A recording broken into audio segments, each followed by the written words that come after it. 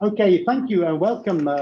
Welcome all, first of all, to the Department of Government and International Studies, our meeting room that is, in a sense, it's the center of our intellectual activity. We try and frequently have sessions here, as well as academic meetings, but the more pleasurable ones, in fact, are the seminars. And so this is a seminar. It's a seminar that's a bit different, actually, because it's the sort of opening seminar, really, of a project called Trust in the Smart City. Now, the project is, for the moment, an internal Hong Kong Baptist University project, but it's funded by our faculty niche research area. We have the pleasure of having the director actually here opposite us, Professor Cabestan, our chair professor. So it's been generously funded for 2 years. It's a collaboration of people across Hong Kong Baptist University for the moment, particularly the Department of Government and International Studies and the Department of Geography. Now, Daphne is from the Department of Geography, Kevin Ip is from our Department of Government and International Studies, Emily Tran and myself, Alistair Cole. We're the four, if you like, co-Is or PIs or whatever we are. Anyway, we're all together as a team. And of course, we have our research assistants. We have Shirley in particular, who's helped, and thank you very much, Shirley, for all the work you've done for getting this session together today. I know it's not been easy. And so effectively, so this is the first of our sessions. As the French would say, the problématique will come out shortly throughout the course of the day. But the title is rather intriguing, of course, Trust in the Smart City. There are two dimensions really here. There's the dimension of smart city, and we're very privileged, in fact, to have two of the leading exponents in Hong Kong with us today on questions of smart city. So thanks very much to you two for coming. And then there's a question of trust, which is a slightly different question, which can be deployed at several different levels of analysis. But what we try to do in this project is to bring together these two themes, these two literatures actually that can be linked, but can also be quite distinctive. And so the theme of trust in the smart city it's framed as a multidisciplinary debate, really, that encompasses political science, political philosophy, geography. So the idea is at least that it has an ambition for multidisciplinarity. I'll talk about in more detail about our project in a short while, but I want to hand over now to our Dean, Professor Lai. Professor Lai, who's relatively new still as our Dean, but I think Daniel's been with us for a few months now anyway, and we're very welcome. We're very pleased to welcome you here today to say a word. Thank you.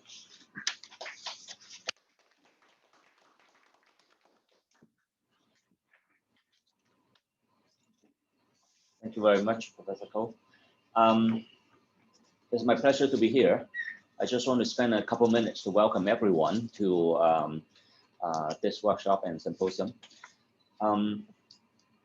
Self-driving vehicles, robotics and assistive device, technologies operated or supported workplaces and homes, cashless transactions have and will continue to play an important role in the lives in contemporary human era in all domains, including but not limited to economic development, healthcare innovation, built environment enhancement, and cultural, recreational, and entertainment revitalization and promotion.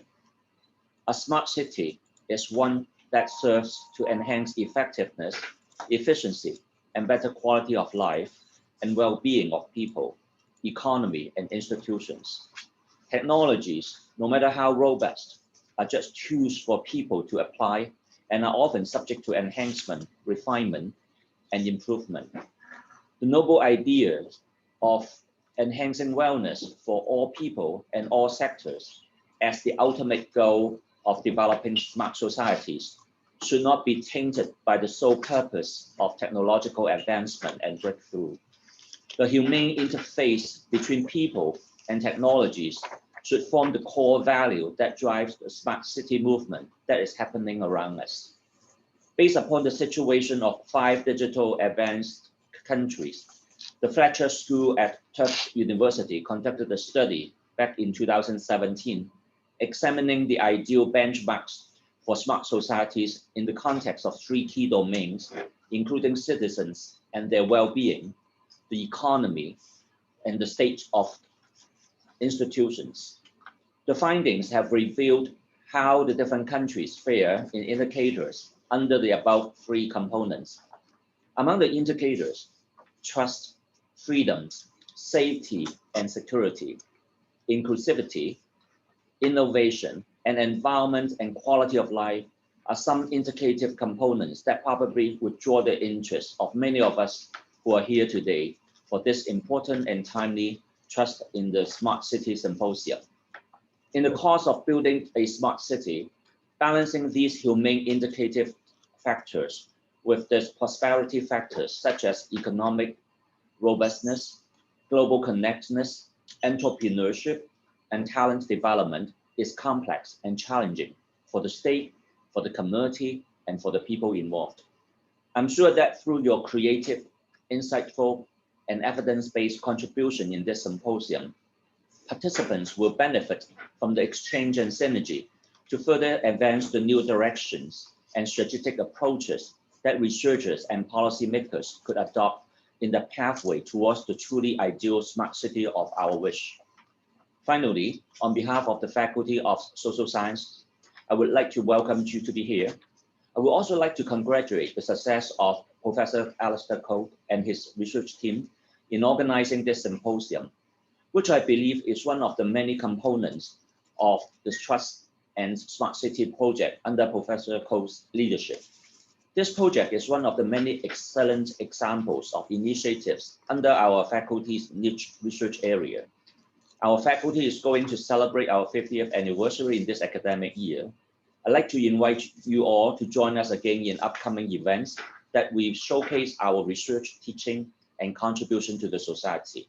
Enjoy the workshop, and thank you very much.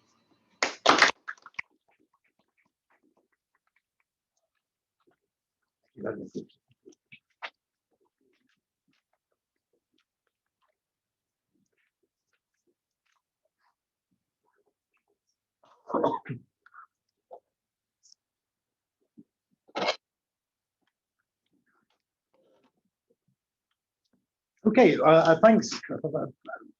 Thanks very much for that. So I'm going to start off then with the program. I'm going to present quite briefly. I mean, I won't take a huge amount of time, but I'll take 20 minutes or so to present the key aspects of our project, or the key questions at least.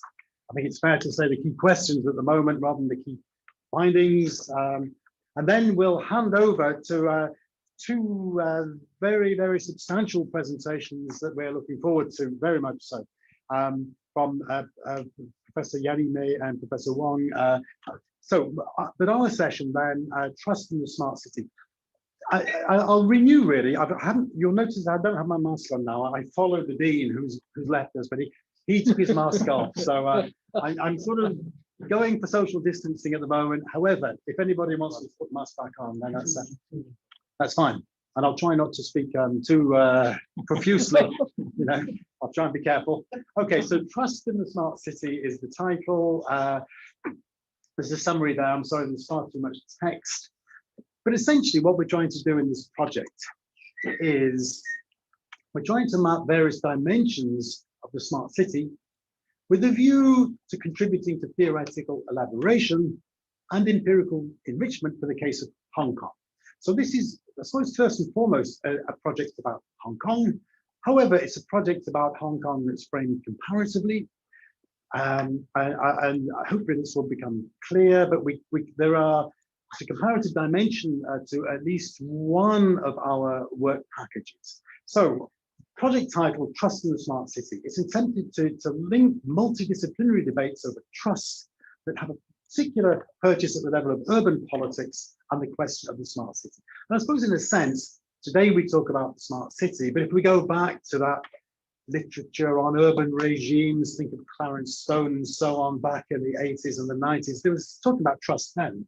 Not perhaps so much about the smart city, but very much talking about trust as the glue of inter-organizational relationships within cities. And I think, so to some extent, that's where I'm coming at it from. It's questions, the smart city is one dimension of the project, but it's very much has to be understood in terms of, in a sense, both dimensions.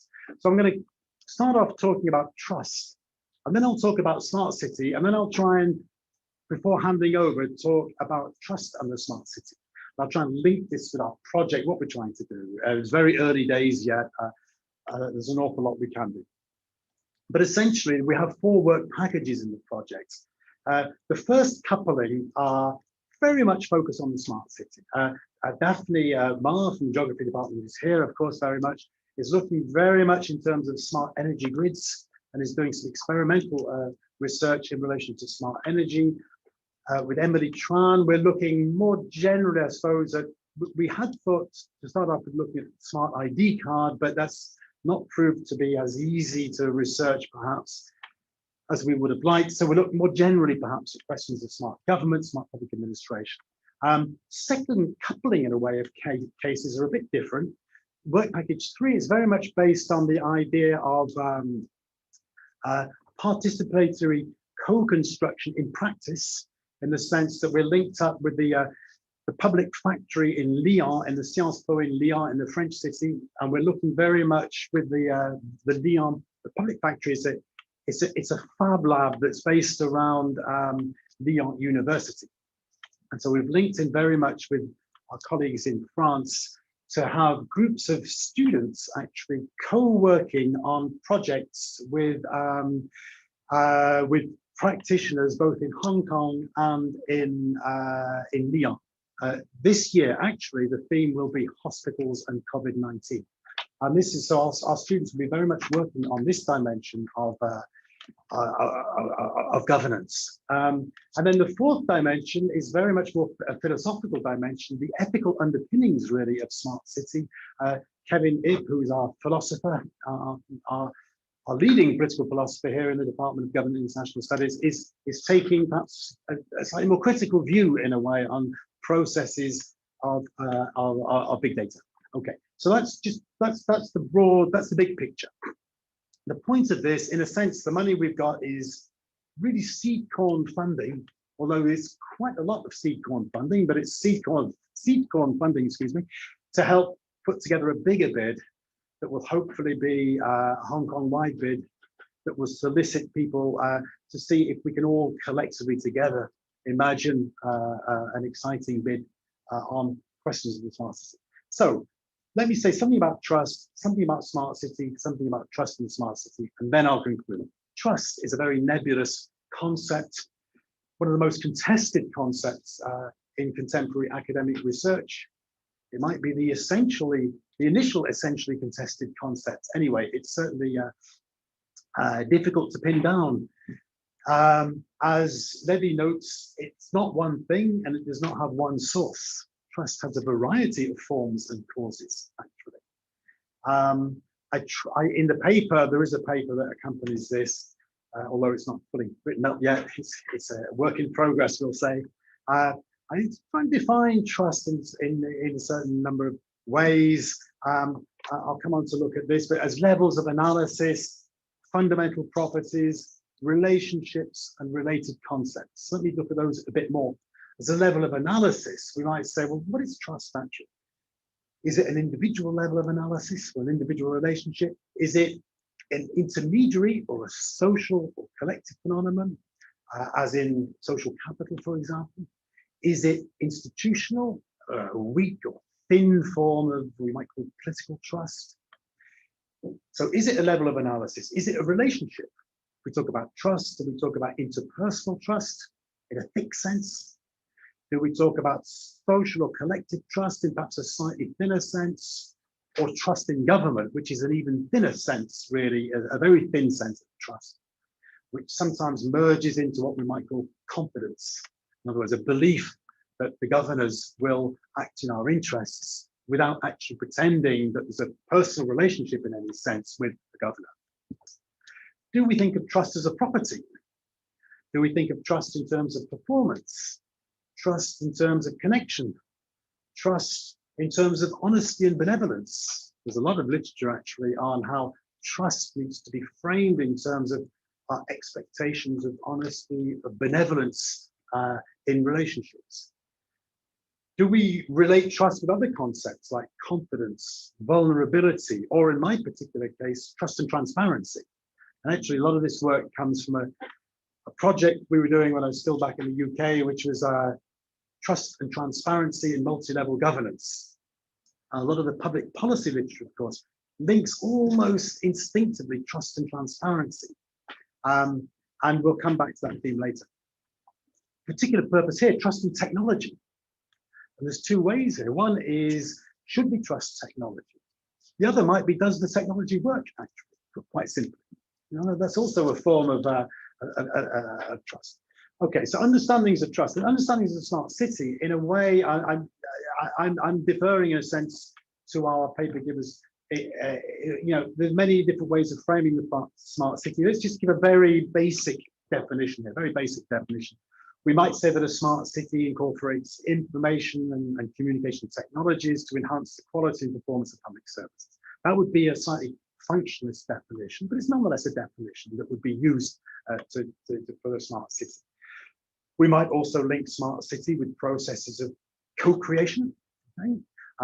A more bottom-up, if you like, reading of what a smart city might be, using technology for purposes of empowering citizens, if you like. We in our project, what we tried to do is bring together rather specific intellectual traditions. Those are, I suppose, policy sector. What are the sectoral differences to smart city? That comes up very strongly in the literature and in our project, actually. Are the dynamics in smart energy, for example, similar to the dynamics in mobility, or not? You know, there are, you know, are there different sets of actors, sets of expectations in those areas? Transnational learning, we have an element of this in, and again, this is to try and bring in, we're particularly looking, we're European scholars, well, I am anyway, mainly, and so the reference is often to look back to Europe in a sense, to try and compare. Of course, there are comparisons that go well beyond Europe, and here, of course, we're much closer to where of course we're in China, and we're close to the mainland, and in particular cities like Shenzhen, and of course we'll be fascinated to learn more about that in the presentation. We hope to integrate that dimension into our project, and then political philosophy clearly is an extremely important normative dimension here. If we're going to take a very functional definition of the smart city, let's look no further than the wonderful document. Sorry, I haven't got it with me. I left it in my office. But the smart city blueprint of the Hong Kong smart city blueprint, which sets out 6 key areas: smart mobility, smart living, smart environment, smart people, smart government, smart economy. We had an interview yesterday, actually, a very interesting interview, where our interviewee, we won't say who it was, but was slightly skeptical actually about this tight definition into these different, and she described this, oh, so let's give them away. She described it as being gender neutral, rather. She described this in terms of silos. And it's interesting, from her perspective, which is a business perspective, there's actually not much communication between the different silos, if you like, in those 6 areas of the Hong Kong blueprint. We could discuss more about this. Our interviewee gave some very interesting examples about technical issues like waste distribution, for example, and electric cars and driverless cars and so on, which we can maybe bring up in conversation. Anyway, so in formal terms, we might, again, formal objectives of the Hong Kong Smart City Blueprint is to use innovation and technology to address urban challenges. And of course, there's a wide buy-in, of course, on these issues across the whole of the smart city universe. Enhance the effectiveness of city management, improve quality of living, improve sustainability, efficiency, and safety. Improve attractiveness. Now, in a sense, these are all noble objectives. They all actually relate back to understanding the smart city as, in a sense, a material being. In a sense, a set of clear, distinct policy sectors and policies. We might also, however, understand it as an urban narrative. Okay, I'm sorry, but I'm editing a book at the moment on urban narratives. with Elgar, and it's taking all sorts of directions. But one of them, it seems to me quite interesting, is that from the very early evidence from our interviews is how much smart city is sometimes just totally taken for granted and not challenged at all. Sometimes it's presented as a city vision. Sometimes it's presented as something that ought to be a city vision but isn't quite there. And if we look at our interviews and our general collaboration, work so far, what are the most used descriptors of smartness? Well, innovation, of course, resilience, of course, open access, technology, efficiency, citizen-centeredness, sustainability. And these are all important dimensions that we can link with smart city, but not necessarily the same dimensions, however. And one of the things we're quite interested in doing is teasing out rather different understandings of what we might mean by the smart city, in the sense of what is the city vision and how does the smart city fit into that broader history, if you like, of that broader necessity to tell a city story. In a sense, that narration aspect is part of our interest. Okay, the working hypothesis, which might be difficult to prove, but anyway, that's something that we can talk about later. It's that, in a sense, if we think of trust as being thick and thin, thick trust being very much interpersonal trust. So if you're in a stakeholder interviews or whatever, you might well have aspects of thick trust. But much trust being what I would call thin trust, which is not actually relying on people physically knowing each other or interacting with each other. But if we think of thin trust as, we might say that thin trust performs an absolutely key role in modern societies, because much interaction is between people who don't know each other, don't necessarily share a common background. And it might be interaction in relation to an object or an institution, or a policy. So it's not perhaps the same sort of trust as we would imagine in a closed community. And actually doing this project has got me back into some of that old literature on policy communities back in the 80s and the 90s, where you could actually say what's interesting here was that in these policy communities, there was a form of thick trust because all the actors knew each other. Okay, and so there's an interaction actually between actors. But once you move away from that sort of approach, then a lot of what we call trust, it might be something else actually. It might not be trust, it might be confidence. But anyway, we call it trust. And so in our project, which we're going to try and map out these various dimensions, trust in the equity, transparency, neutrality of a public policy. That's a form of trust. Do we trust the city, if you like, to perform to produce public services in an equitable, transparent, and neutral way? Do we trust the technology? Will it work? Do we trust providers? Do we have a preference between domestic providers, foreign providers, new market players, established interests? Do we trust government? I mean, not do we trust the Hong Kong government, but in general terms, I suppose in public policy terms, really, do we trust government to produce actually policies in a fair way? Do we trust the process? And that might well be, do companies trust the process of tendering, for example? That's one of the angles that we're developing, or not. And again, do we trust the ethical underpinnings of big data? That's more of the Kevin's department, but it's clearly absolutely key question here. And then thinner and thicker forms of trust. If we think that thick trust is a form of participation, then what other forms of thickish trust in the smart city? And can smart city applications, for example, actually enhance new modes of participation? New forms of co-construction. We have 4 work packages. I've already mentioned them a bit. They're all very different, actually. The smart energy one, which Daphne will talk to I hope I haven't misrepresented, but in a sense, it's very much looking at smart meters, household interviews, direct observation and experimentation, indeed, on smart meter use, and adding in public art, which is a nice multidisciplinary element to the project. In our work package, I say ours, but it's really my colleague Emily Tran who's heading on this. For the moment, we belong to that family of researchers whereby the research question, it continues to be invented, once the research starts. I think it's fair to say that. It's an iterative process. We started off with Smart ID. We found that was not a particularly easy thing, actually, to investigate. We've got some interviews on that and so on.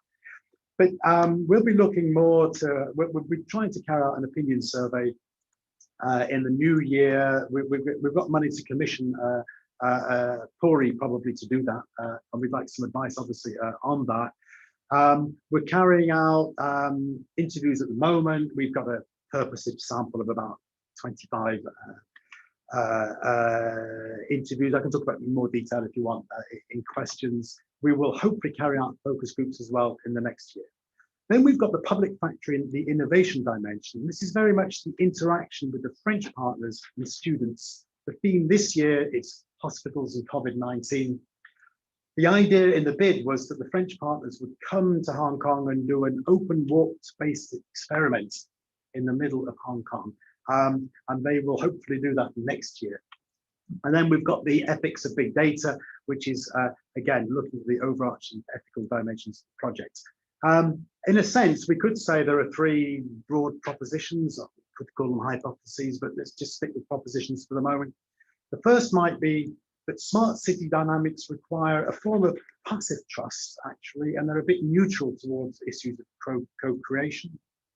The second might be that trust is enhanced as a result of the more open forms of urban government that the smart city can produce. The third one might be actually that smart city dynamics might undermine trust in the sense of being a rather intrusive form of transparency. There are three different positions that I think you could find some support for. Not wedded to any one of those for the moment, but there are three entry points, if you like, to consider this question.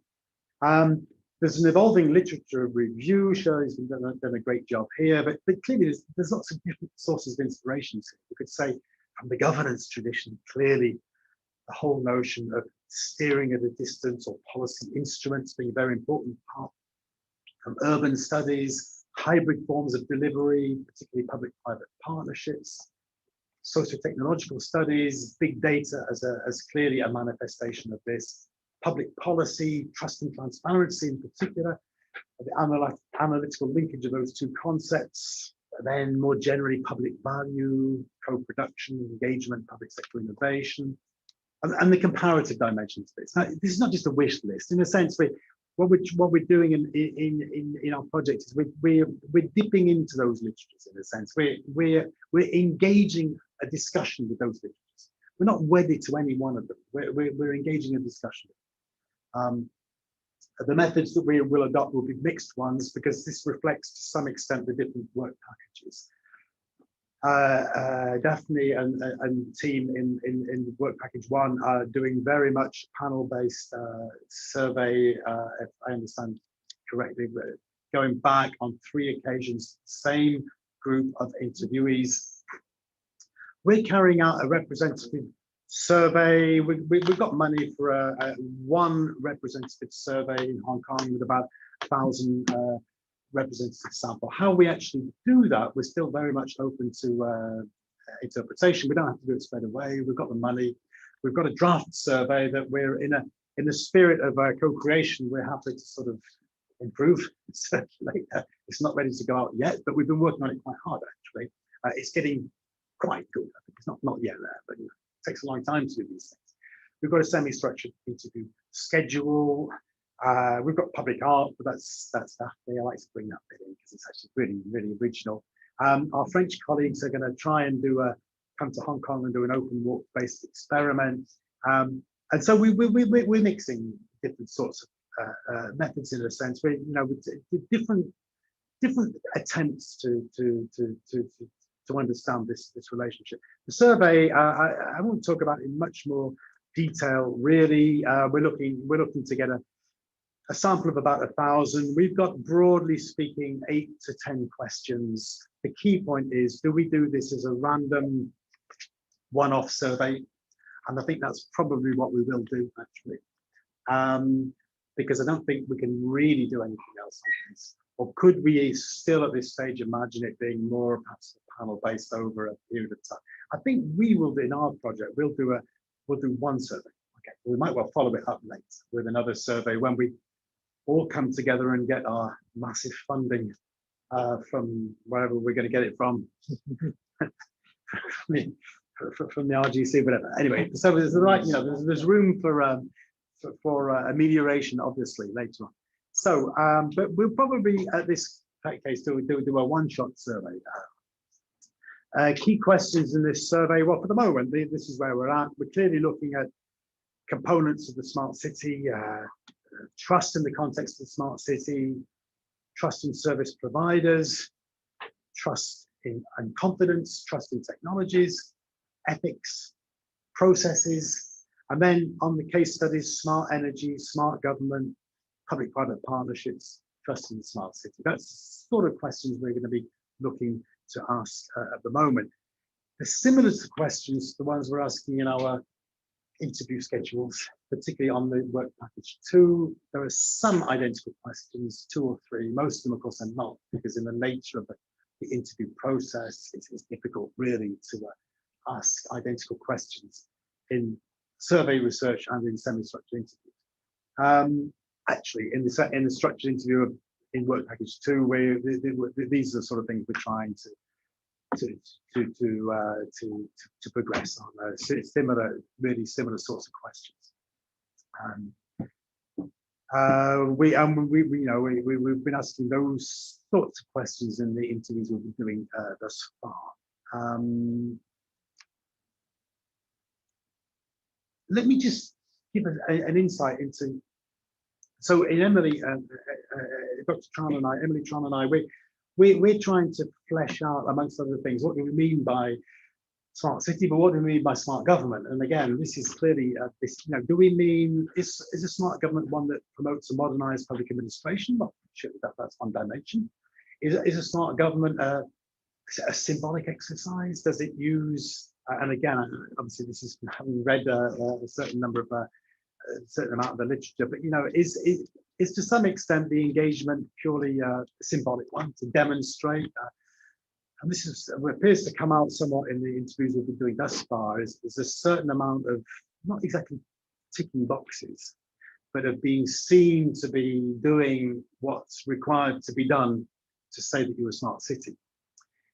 Does a smart government engage genuinely in co-production of public policies? And again, smart government might well mean a local authority. It doesn't have to mean the government of Hong Kong. But how do public authorities engage with citizens, with stakeholders, with interests, with NGOs? Is a smart government one that initiates a form of public sector innovation? What's the importance of living laboratories, fab labs, public factory, and so on?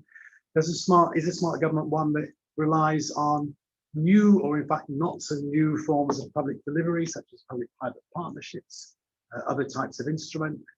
Is a smart government one that's concerned above all with smart infrastructure, rolling out the EID card, smart lampposts, 5G network, online service system, as we would more generally understand this for a smart city? Okay, we're going to try and see lots of people. We've identified in our package at least 3 groups of actors we're going to try and capture. One is, we'll call them governmental and civil service actors. We've had a couple of interviews back already on those. Rather strange, it must be said, but anyway, we'll keep that because we're going to, obviously we're not going to betray our interviewees, but we've had a mixed bag of interviews back there. But we're going to try and hit those people, not literally, of course, but we'll try and get those interviews.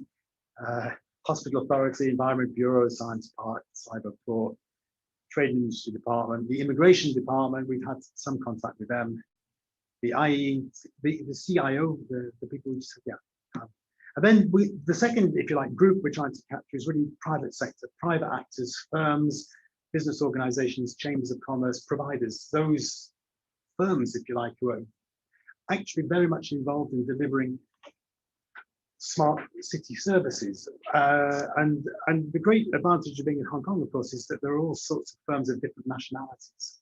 And being in Government and International Studies Department, we particularly want to to see firms of different nationalities providing services. So that's one angle that we're developing.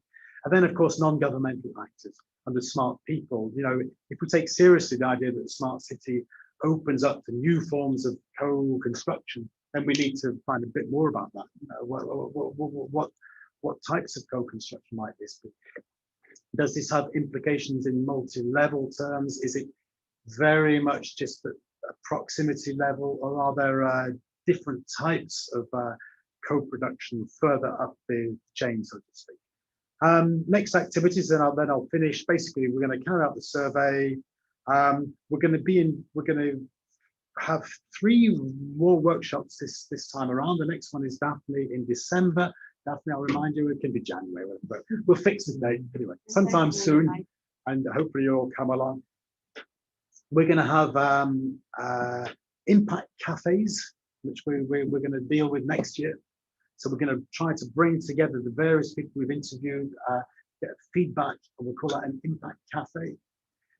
We could call it an impact pub, but we probably won't allow us to. We'll call it an impact cafe for the moment. We'll be having a project-wide conference in June 2022. We've put together a couple of joint research bids with Chinese universities that Shirley and Emily have very much been involved with. I've supported, obviously, but I haven't been directly hands-on in that.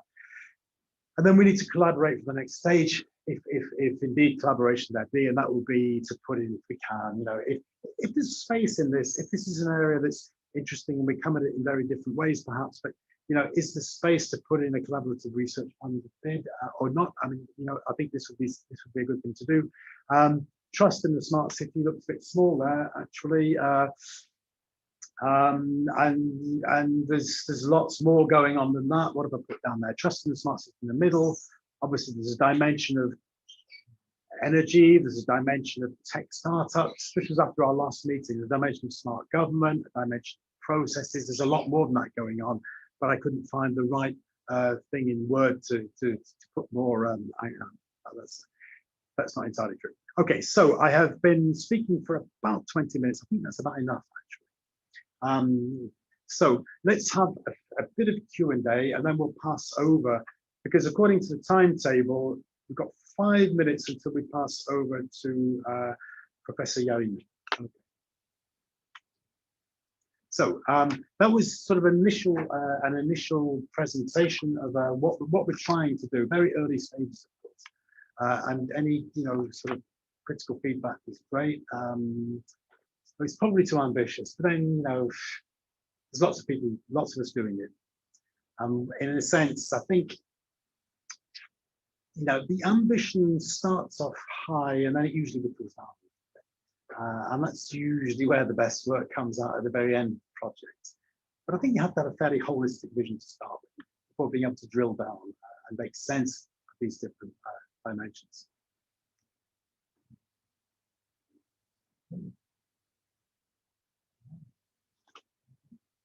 Some comments or questions? Yeah, please okay. comment, question. Yeah, Okay. absolutely. Well, well, thanks a lot, Mr. for your very nice overview and of the research project. It's pretty wide and ambitious. A few remarks, from the top of my head. First of all, there's one word you haven't mentioned in smart cities, and it struck my mind. Is the word citizenship. Yeah. Maybe you as political scientists, you like to talk about citizenship. Maybe you can sort of try to give some space to that idea, because a smart city is aimed at, making people better citizens, and really make people citizenship bloom in a way. Now, the second question or remark, it has to do with Hong Kong's changing environment. We talk about the government as one body, and it's getting more complex now.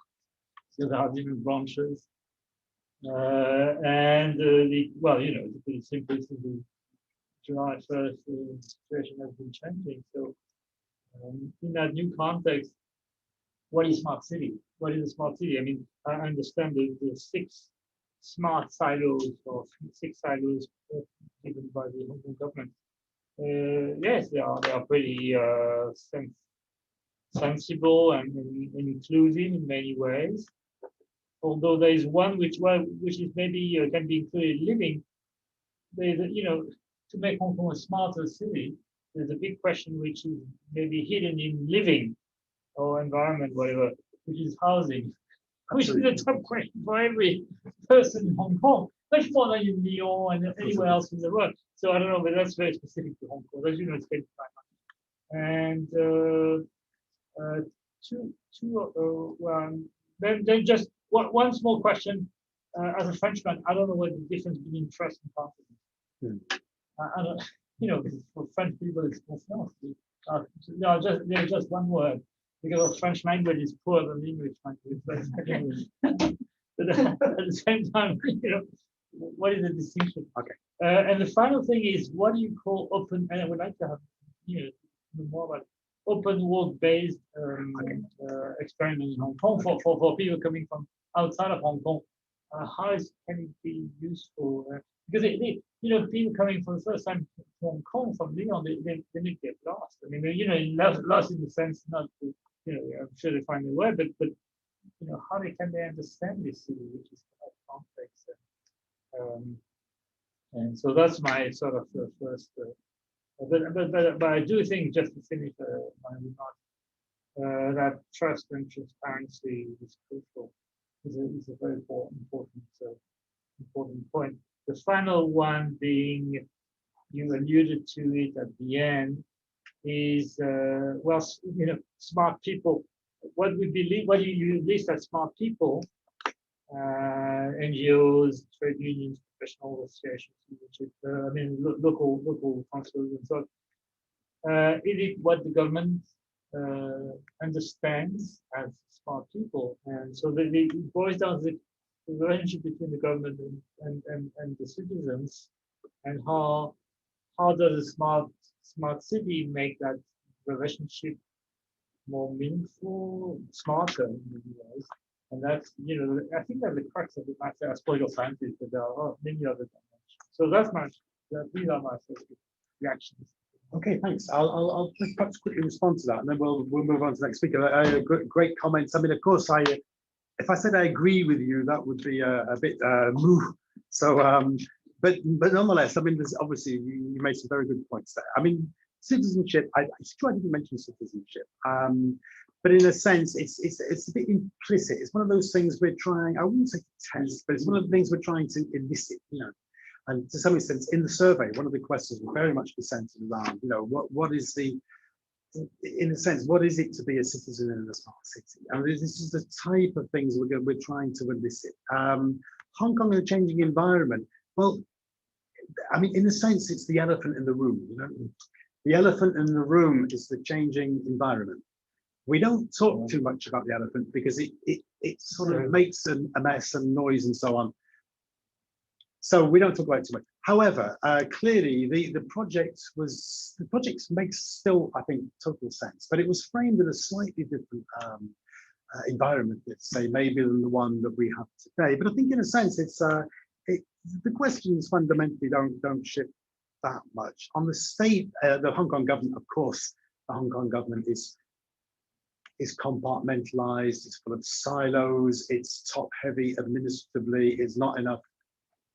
Paradoxically, there's not enough politics going on, although there's too much of it going on. I mean, so in a sense, all of those things are absolutely right, of course. I mean, and this is something that's come out actually in a few of the interviews, but we don't need to talk about that in detail. But clearly, there's a complex administration, but in a sense, that complex administration is perhaps not engaging as much as it might do in other comparable jurisdictions, perhaps, with those firms or whatever delivering smart services. I think in terms of citizenship, in terms of smart people, when I started looking at questions of smart city, this was when I was quite active in one of the American-led networks, if I can say that, and we were talking a lot about the Q5 helix and about the fact that actually smartness, it's bringing together members of the Q5 helix, so it's universities, local government, non-governmental citizens, Civil society. yeah, civil society. Yeah, and in a sense, that's quite a nice way. That's the optimistic framing, if you like, of what the smart city should be. It's bringing in. America is very much participatory. It's very much citizen-based. It's very much sharing. It's very much in that tradition that actually smart city it is a participatory exercise, and we can. I mean, we can go down the details if we look at participatory budgets, for example. Look at what happened in Barcelona. Look at what happens in Paris. This whole movement of participatory budgets is very interesting. The fact that you put 5% of the municipal budget on, you have the local referendum and you decide what slice of the budget should be spent on the projects that citizens want. And there are lots of ways, actually, in which clearly the more technical dimensions that other people are a better place than me to talk about, but they can feed in, and they can certainly feed in a narrative of citizenship. And I think in our project, we're being, I think it's fair to say for the moment, open-minded about this. I mean, there are several ways in which this project can go, and I suspect it will go in some different ways, actually, because most projects do. It has to be framed slightly holistically, but I think in a sense, then clearly, I think once we drill down into particular parts of research, there will at least be different findings coming up. So, I mean, the interest in these projects is also to confront these different findings. It's not so much to say we haven't proved X, Y, and Z, or we haven't measured thus this, but it's actually to confront findings coming from rather different traditions and rather different sectors. And I think that's the spirit of our project. I better not speak for too much longer. Yes. There's a question from the audience. Oh, please, yeah. Comrade Masaru, our student in Tanzania. Oh, okay, yeah. And he said, would like to ask, what would be the nature of politics in a smart city? What would be the nature of politics in a smart city? Do they entail a more digital inclusive government and digital democracy? Well, the nature of politics in the smart city, I think that's a very, very good question. And clearly, one interpretation of the nature of politics in the smart city would be that it encompasses a more digitally inclusive government and digital democracy. I mean, clearly, that's one dimension of this. And I am struck actually by maybe it's partly generational, but the fact how certainly there is a sense in which mastering digital technologies is it's second nature to many citizens, maybe perhaps younger citizens who actually think very much in terms of democracy, not necessarily political democracy, however. This can well be, and this is perhaps one of the dangers of the whole digitalization process, is that it can almost perhaps debase to some extent the idea of what is democracy, in the sense that if digital choices are being made for everything, then that might change the nature of what we regard to be democratic choice. I mean, that's a question. It's not an answer, it's a question. So I think it's John has asked a very good student, very good question. He's a very good student. He's asked a very good question. And on that, we will actually have to move on because I'm also timekeeper of our session today, and my time is up. So thank you to the audience. And now we're very, very delighted actually to welcome the first of our two speakers, and we're really spoke today. Professor Masaru Yarime, facilitating data-driven innovation, sustainable smart cities, data governance, and public policy. So make me Q&A. Now, Professor Yarime is. I won't basically give you a bio because, but you're a leading person on this question, and so thanks very much for coming to see us. And then we will be welcoming Professor Wilson Wong, who's another leading person on this question, and we're managing, of course, thus to bring together Hong Kong Baptist University with Chinese U, and of course with HKUST. So please.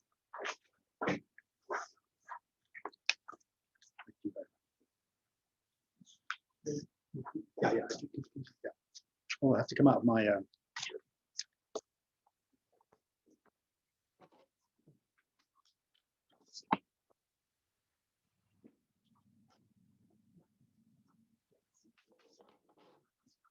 Oh, sorry.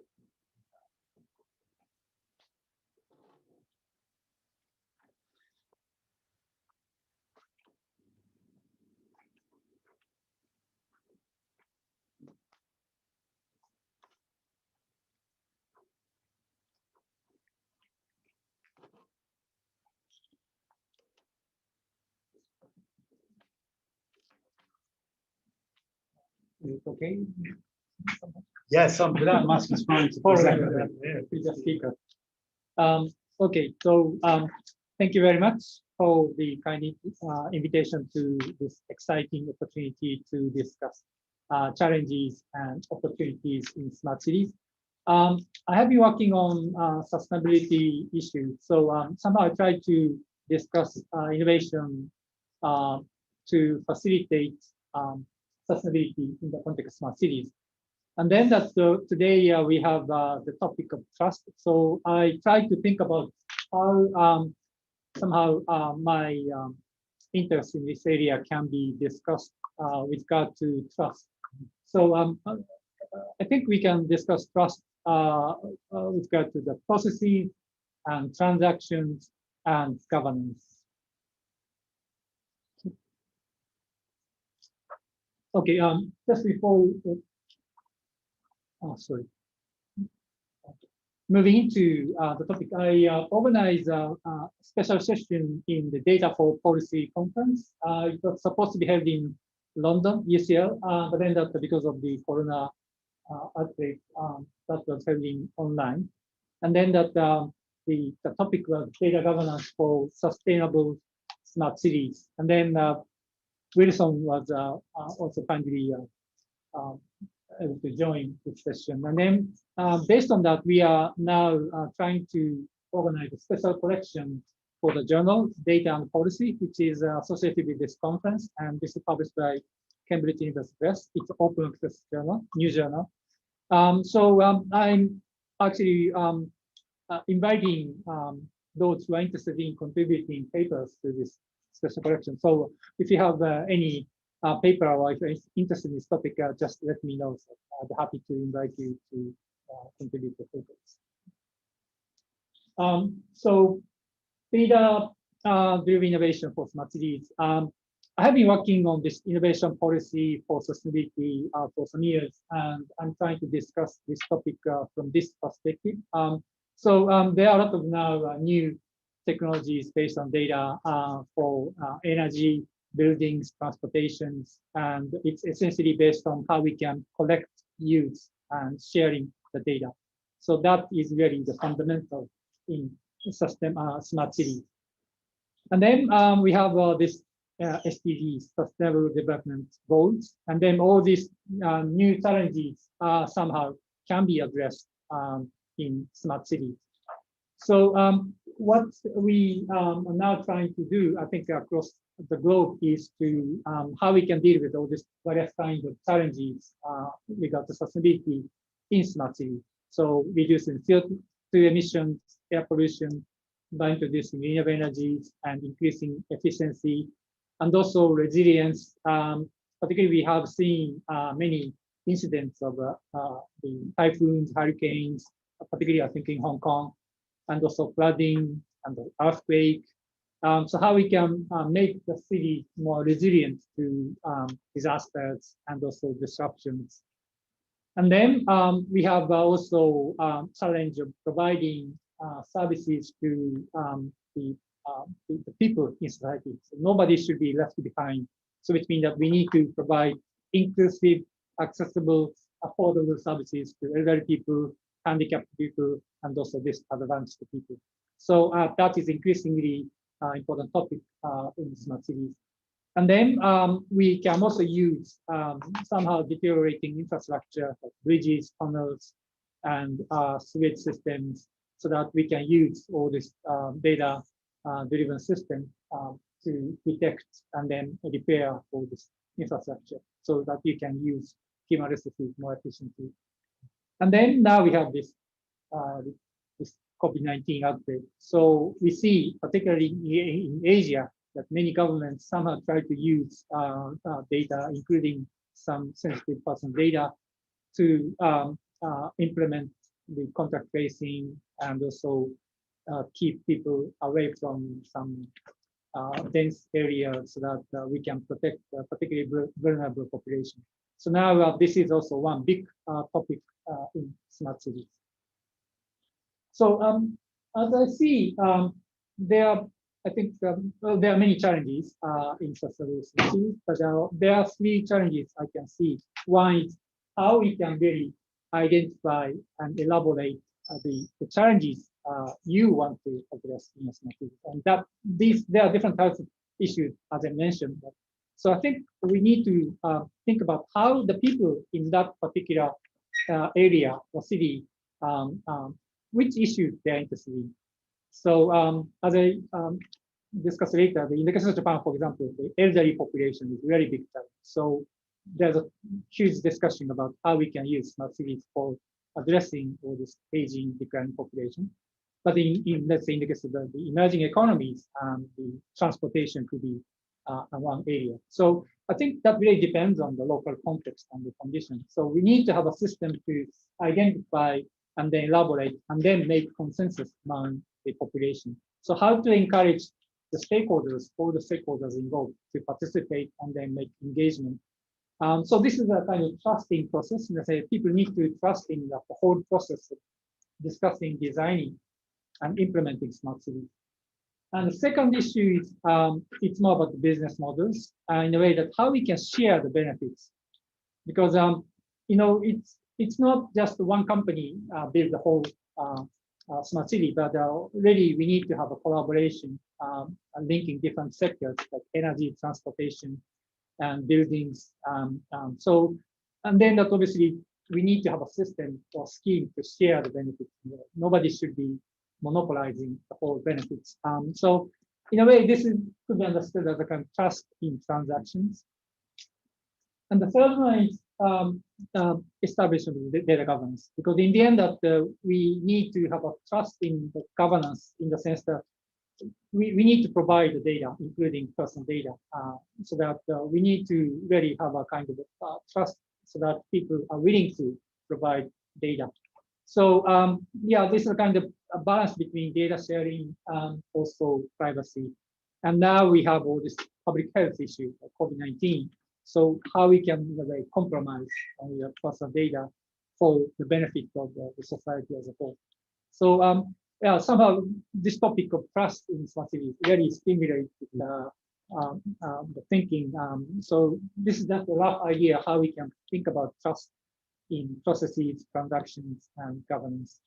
So with regard to the stakeholder participation, and obviously there are many issues. So we need to have a system to encourage all the stakeholders to participate and then make serious engagement.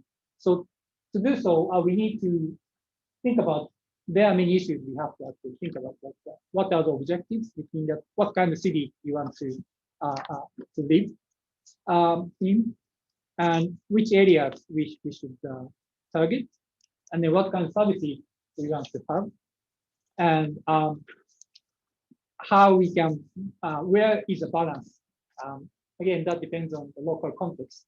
Probably maybe in the case of Western countries, and privacy is really such a big topic, but in the case of let's say Asia, maybe the balance might be a bit different. But then that really depends on the local context. So how we can discuss these issues, and then how we can somehow guarantee the procedures and processes for a kind of consensus building, which probably need to be clear, transparent, and inclusive to different stakeholders. And then that also need to be integrated into the kind of institutionalized processes for the city planning process. And also, yeah, how we can deal with the people who really do not want to somehow living in that kind of city. So how we can deal with these kind of different opinions. Maybe we could create a kind of segmented area so that people who don't like smart city may somehow stay away from that. How can we deal with this kind of challenge? And then the data governance, yes, out of data from different sectors, and then collecting data, sharing data, using data for in a way stimulating innovation for societal benefits. And then different stakeholders have different types of data, and then they may not necessarily be willing to provide or share the data with others. And that's also linked to the benefit sharing scheme. And then we have a concern about privacy and security. And particularly some of the data might be used for other purposes without the knowledge or the consent of those people who provide the data. So essentially, we need to have a very robust, socially speaking, robust governance system with the public trust and probably that requires transparency. That is increasingly a challenge now in the sense that we see a lot of kind of disruptions or unrest and protests in many parts of the world.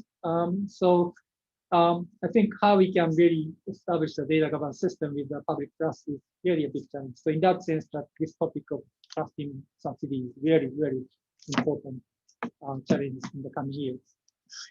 So with regard to exploring data governance for smart cities, we can think about data per se in the sense that what would be the availability and what kinds of data would be available in smart cities, and then what should be the ownership of the data, how we can manage accessibility, and then what should be the kind of standards and interoperability. So we need to link together. So how we can maintain this interoperability, and then what kind of purposes we can somehow allow in the sense, and for what kind of application we can think about.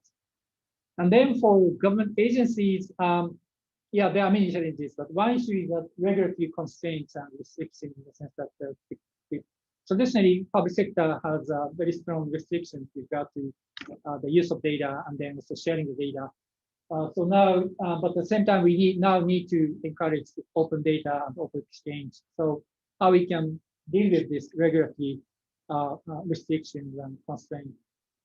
And then private companies, how we can really create a system to give proper incentives to disclose and share the data, because they obviously need to have a kind of business.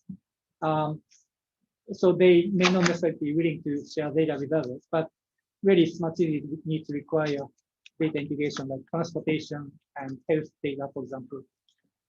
So how we can provide incentives and motivations for that, and then encourage them to share the benefits and profits. And then citizens, yeah, that's the previous speaker mentioned that how the citizens perceive and then what kind of attitudes they have to smart cities, given the concerns about privacy and security, is a big challenge. And how we can really provide, again, kind of proper system to them so that they would be willing to provide some data. But then that requires some institutional arrangements to guarantee that they are not misused for other purposes. And then that it seems to be that we need to think about the framing of the issue in the sense that why smart city is important, because it's for tackling COVID-19, or is that because for strengthening resilience to typhoons, or is it for increasing energy efficiency? So how to frame smart city will probably influence the behavior and perception of the residents. So we need to think about, so that kind of issue can be done in a research project I can think about. Then, yeah, types of data, probably we don't need to go deeper into that, but in smart cities, there are a lot of different kinds of data. So we can say this non-personal data, aggregate data, de-identified anonymous data, and then personal data. So depending on the nature of the data, we probably need to have different schemes to deal with. And probably with regard to non-personal data, we probably it's easier, like environmental data and machine-generated data. So these are probably more easier. But then if we come to personal data, then we really need to deal with the privacy data. And for example, in the case of GDPR, in the case of Europe, and I think other countries also introducing similar regulations. So that would be how we can make a kind of compatibility with these privacy regulations is, I think, a big challenge. And then data governance, modes of data governance. Yeah, there are many ideas. Government can somehow manage the data. I think that's basically the case in, I think, mainland China, for example. Or it could be industry-led, or it could be public-private partnership. And there are some ideas like a data linkage platform, which I've discussed shortly in the case of Japan, for example. And then data trust, which is more independent. And then I think in the case of UK and Canada, they are discussing this kind of arrangement. So yeah, this is just taken from the Japanese case. And Japan has just recently introduced a new policy called the super city legislation. Just a few months ago, they passed the legislation in the national diet. And then they are looking for cities to proposals from cities to make super cities, what they call it. And in this case, just one example, how they can integrate health data and transportation data to provide hospital visit services to elderly population in the rural area. Because now they can't drive a car because they are old, and also the taxis also, the number of taxis also declining because of the business is getting difficult. So now they are trying to make the system more efficient by linking transportation data and then hospital data in the sense that where they can accept the other people, so that by linking them, we can have a very efficient and flexible system. So, but to do so, they need to have this kind of a data linkage platform, so that different players have different data. So then, in a way, they try to make a linkage to this kind of system. But then that in this case, this platform doesn't really store the data, but then this is simply an arena for linking data. And then data is actually stored in different places and in different locations. So that in a way, yeah, so we don't somehow need to deal with somebody to manage the whole data. So that's a kind of approach they're going to take. And then also they try to create a kind of regulatory sandboxes in the sense that they really need to deal with this regulation with regard to data sharing about health data, processing data, which is traditionally very strictly regulated in different departments by different agencies, different regulatory adjustments without asking different requests to different ministries or agencies. Just to try to make it just designating particular area so that they can change the regulations just one time. So that's the kind of idea of this smart city. And then in the case of the Toronto, you may have heard of this. Heard of Toronto, the Google's parent company, Alphabet, was trying to build very sophisticated smart city in Toronto. Although just I think in May that they announced to abandon this project, but they had a very interesting project, and that was proposed 2 years ago, and then they had many promises to introduce this intelligent traffic systems and efficient buildings and others. But then there are a lot of debates and the controversies with regard to the data. And then actually there are also lawsuits made by this Canadian Civil Liberties Association.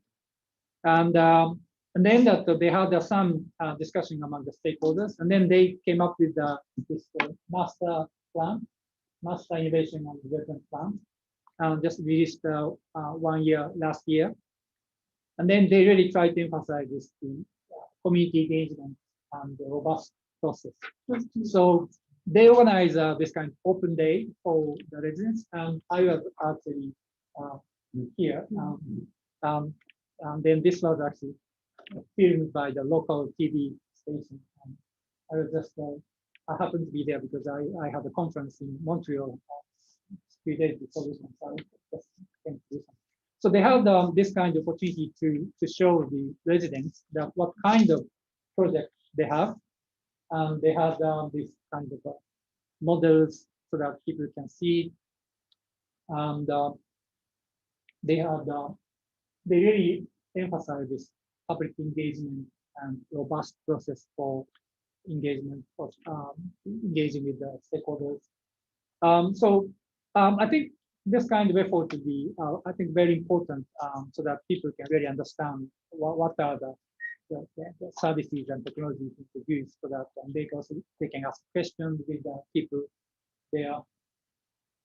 And also, there are one approach that I thought that be interesting is that they try to put all the visual signature and also some of the signs so that people can see what kind of data is collected in that place and how they are used. So that that would be an idea to try to somehow enhance the trust in the system of collecting data in smart cities. So yeah, that is a kind of representative QR code, and then people can go deeper into details how these data are used. And then they also propose this data trust. It's kind of independent theoretical data, and then they somehow manage the whole data collected in smart cities, and then they can decide how this data can be used for what purposes. And particularly, they are trying to, well, they are designed to provide data to local entrepreneurs so that they can support entrepreneurship for making innovation based on this data. So there are some interesting ideas to try to enhance the trust in the technologies and also the governance system. So, and then we now have this COVID-19, and then we see particularly in Asian countries and regions, see the examples of using data, particularly South Korea, and then Taiwan, and then Singapore.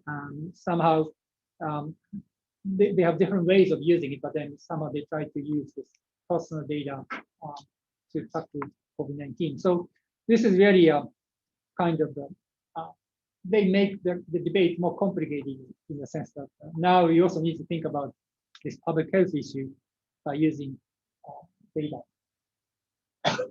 So then that I have now working with a student on this particular topic of data with the dashboard with regard to COVID-19. And as you know, the Hong Kong government has this dashboard, and then you see where and when and what kind of people are somewhat infected by the virus. So also there's some citizen-led dashboard. And so we are now trying to ask people about their opinions and their attitude about the use of the dashboard with regard to COVID-19. So one dimension of using data, and then how they think about this kind of data based dashboard. So this is just ask question to the users of this dashboard. So which factors they think important in using dashboard? And then accuracy and trustworthiness seem to be very important. But then the politics is not so much about the factor, in the sense that I think, generally speaking, in Hong Kong, as the previous speaker mentioned, that the trust in the government may not necessarily be so high, right, in a way. But it seems to be, I think, people are trusting science, particularly with regard to COVID-19.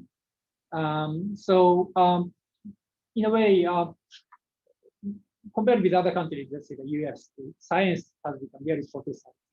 But it seems to be that in Hong Kong, the trust in science, and also I see some studies which try to somehow examine the trust in technologies, for example. And it seems to be that trust in these science technology would be still relatively high, I guess, in Hong Kong compared with other countries or regions.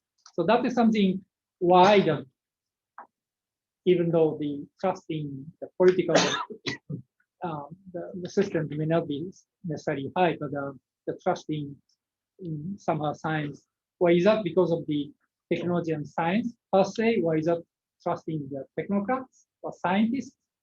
Or how we can really understand that would be, I think, one big topic we can think about in the future. And to what extent they be willing to provide their personal information? And well, this is just we just try to ask for ordinary dashboard and the student dashboard. There are some differences, but generally speaking, they are to some extent willing to provide their personal information. And then what kind of personal information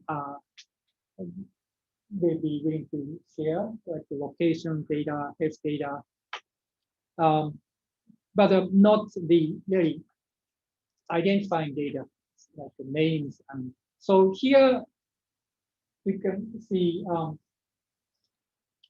also the number of people you have contact with, and also who you have the first contact, and some personal experiences, and some cases of the quarantine violations. And these are kind of information people would be more relatively speaking willing to provide. And so here, once you anonymize the data, like location data, health data, experiences, then they'd be relatively willing to provide, but they would not be willing to provide identifying data, residence names, contact information. So once these information are anonymized, then probably it's possible that people will be willing to provide. And then what would be the reason that you do not be willing to provide personal information? I want to protect privacy, adult privacy, and I don't want the government to access my data, and I'm worried about my personal data being leaked. So these are some of the concerns. So probably, what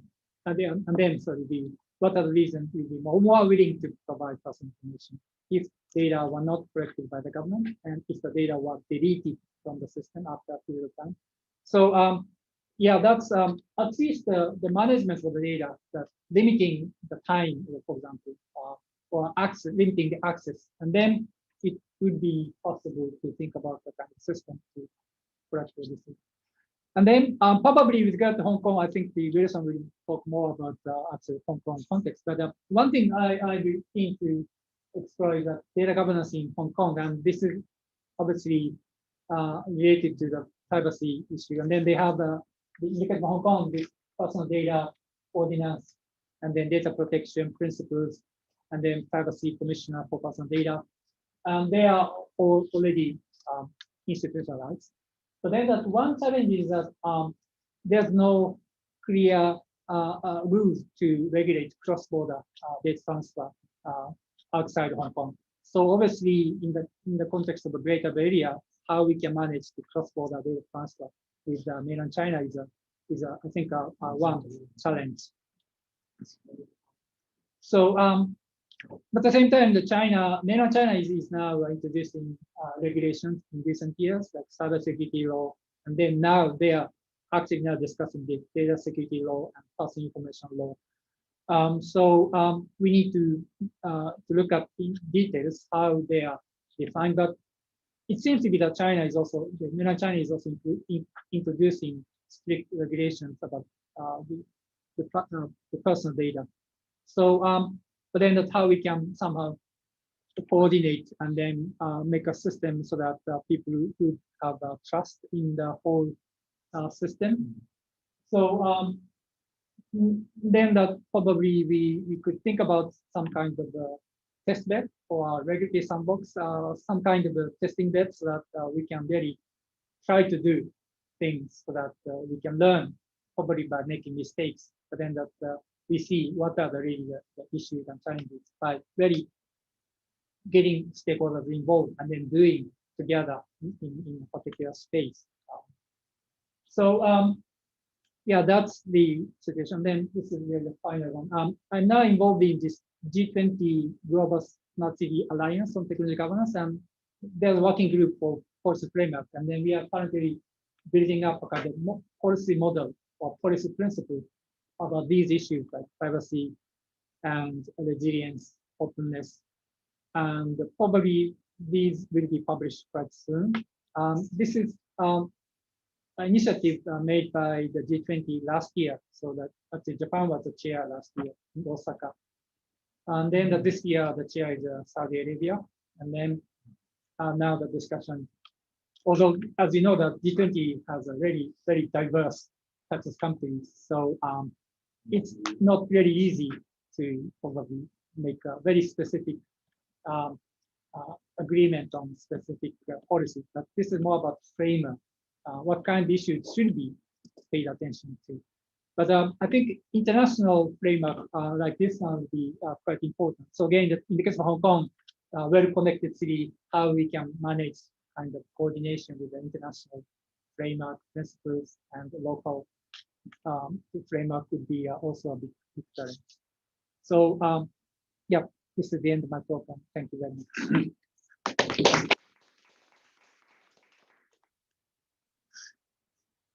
Thank you very much. I mean, a fascinating talk. We don't have much time for questions, but we do actually have the time for a couple of comments, a couple of questions, if there are any. That very rich presentation. Do we have a comment or question? I'll make a Yeah, thanks a lot. I think this is a very, very stimulating perspective that you just shared. So my quick question is that there are going to be a lot of changes with our going forward to a more smarter cities. There will be changes in technologies, services, stakeholders, and stakeholder relationships, a lot of things. From the Hong Kong unique context of smart cities, what would be the very surprising trust issues that you can, now you have a sense that there will be some very trust issues that we are not yet well aware of, especially Hong Kong, we are relatively laggard in smart cities. If we try to learn from the international experiences, what are the cautious areas that we need to pay more attention to? Yeah, I think that's a very important question. Yeah, obviously, the issue of trust is, I think, well, it's probably everybody aware of this, but still it's a big challenge in the sense that if you don't have a trust in the whole system or the processes and institutions, then I think it's difficult to really implement smart cities. So again, that we have to provide the data and share the data. So that's one thing. And then I think if you look at the smart city blueprint, the first one, and then in a way it's very comprehensive, but we don't see a really clear focus. So what is really the challenge Hong Kong should focus first, for example, and then that we should try to invite relevant stakeholders and then start doing something concretely, focusing on a particular topic, probably from a very small scale. So I think for that, I think we don't have a kind of consensus what kind of issues we should focus for smart cities in Hong Kong. So and then we don't know what kind of process we need to make a consensus on that. Would be I think one thing which we can think about in Hong Kong. So last question. I have a very basic question as an outsider. Is a smart city a status or process? Is it a club to which you have to meet a number of requirements, there is a benchmark, and then you're part of the club? Or is it something you keep improving? And maybe it's a very kind of simple question for all of you, but It's not clear to me. Because you can always be smarter, but as you said, as you pointed out, to be too smart can be counterproductive. Actually, you may antagonize a lot of citizens into being too smart. So, so again, I don't think it's a status. Yeah, I think it's a process. So it's always evolving, and there's no end point in a way. So and then new technologies keep coming, and people's behavior might be changing, and new stakeholders come in. So yeah, I think it's a kind of process. So in a way, probably it's a management of process rather than developing something kind of final product. So yeah, probably we need to think about the process management or process governance. So that requires also the evaluation, feedback, and then making mistakes, but then learning it. So how we can manage this kind of feedback loop by getting the stakeholders on board. So how to do it would be probably different depending on different countries and regions and context. But yeah, I think in the case of Hong Kong, yeah, there are some areas like Kowloon East or some place, but we don't really see actual development and evolving process going on. So yeah, I think that'd be one challenge that Hong Kong. Thank you very much, Professor Yarime. I very much enjoyed your presentation. I have one comment and maybe it's a question. So two actually. The first one is in your survey. What are the factors that make you use the dashboard? Yeah. Can you just explain how the people were understanding politics? While all the other factors were quite easily understandable, if I have to look at your survey and tick by politics, I'm not sure what you meant by that. So please explain to us what they have understood with this category politics. The second question or comment is, I am very admirative of how the COVID-19 apps worked and worked well in Hong Kong, while in France it was a total disaster. No one used it, and even the Prime Minister admitted on TV that he didn't even have the app downloaded on his phone. So is it a matter of framing, or is it a matter of culture and different understanding of citizenship? Yeah, that's really a good question. For the first question, yeah, that's a really big issue, I'd say. For this one, we just asked politics in a sense. We don't provide any kind of explanation, clarification, just politics. So yeah, obviously, depending on the person, the interpretation will be very different. But in a way, we don't know how to really explain this in a survey. So yeah, but then this is really a probably big topic to explore further. Yeah. And then for the second question, yeah, I think that's very important. I don't know how, I think generally in East Asian countries, people somehow behave in a way, wear a mask and then keep social distance and somehow, well, one issue be experience in Taiwan, Hong Kong, and South Korea. They had a previous experience, the SARS and also MERS. So probably that was, I think, important for the people to really understand the seriousness of the challenge. Yeah, but the actual behavior, like whether they install the software and the app or others, that is something that we can really do research in the coming years. Yeah. Thank you. Thank you very much. That was a fascinating, excellent presentation. Some good questions. And I think we'll have to move on to the next speaker. But thank you very much, Professor Yarime. And now we're going to move on to Professor Wilson Wong, who's going to present on digital governance as institutional adaptation and development, social media strategies between Hong Kong and Shenzhen. I think I will follow the practice that I take off my mask, but I keep a distance from everybody.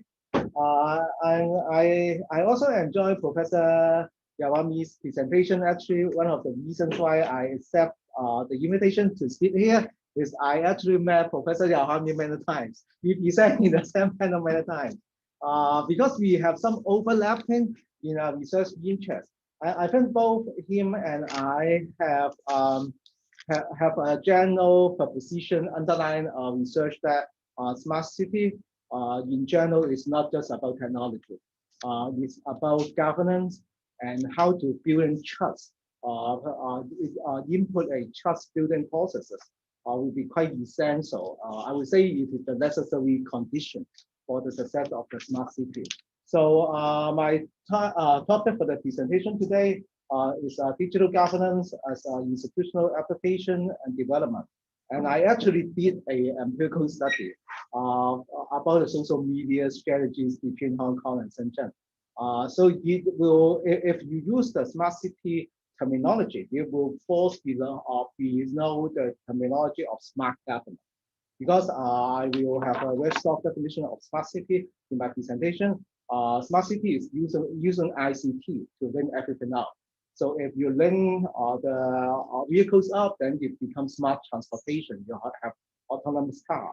So if you link the citizens and the government up, then you have smart government. And actually, that is something very funny. I actually have the paper already published. So, but my presentation actually involves more than just my paper. So if you are interested in some of the empirical analysis, you can refer to my paper. So it's actually the first time I write the paper and then do the presentation. It's the first time I present the paper.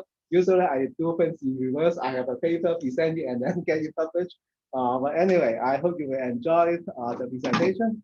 So if you want to read my article, that is the citations of my article. You can look at that. And the layout of my presentation is I will tell you a little bit about the background and the research questions of my study, and then I will present my findings.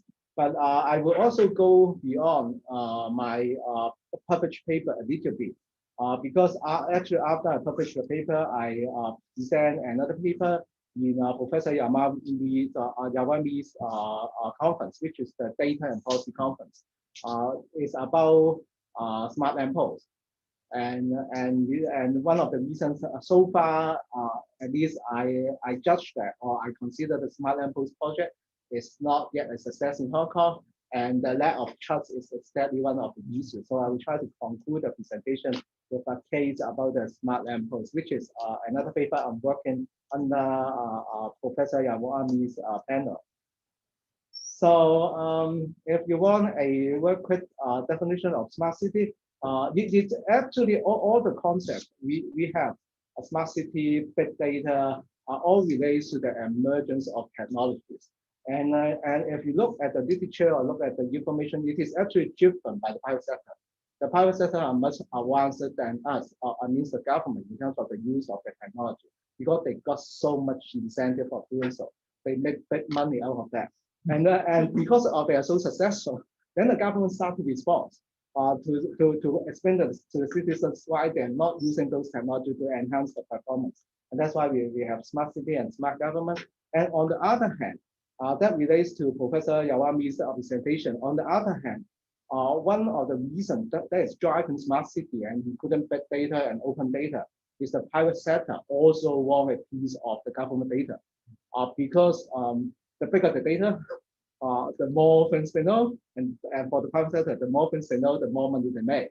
So that's why this all driven the emergence of smart city and smart government.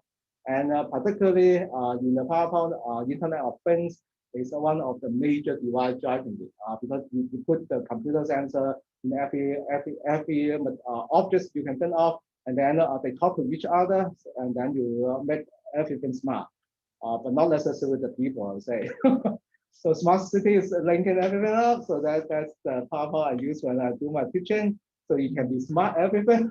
It depends on what you link people's up, or what kind of things you link people up. And I think for my presentation and not much related to the project you are having, I think it relates to smart government. There will be smart energy, but smart government is one of my core interests. So what I have done so far, I think what I have done so far is if we perceive smart government is linking government and citizens up, I'm trying to look at, because the technology is already there. I mean, the government can have Facebook, Donald Trump have Twitter, so it's not difficult. Actually, the government already linked up with the citizen using something smart technology, which is social media. So I'm basically trying to ask a few things in my study, which is already got the results. So I'm going to show you the results later on.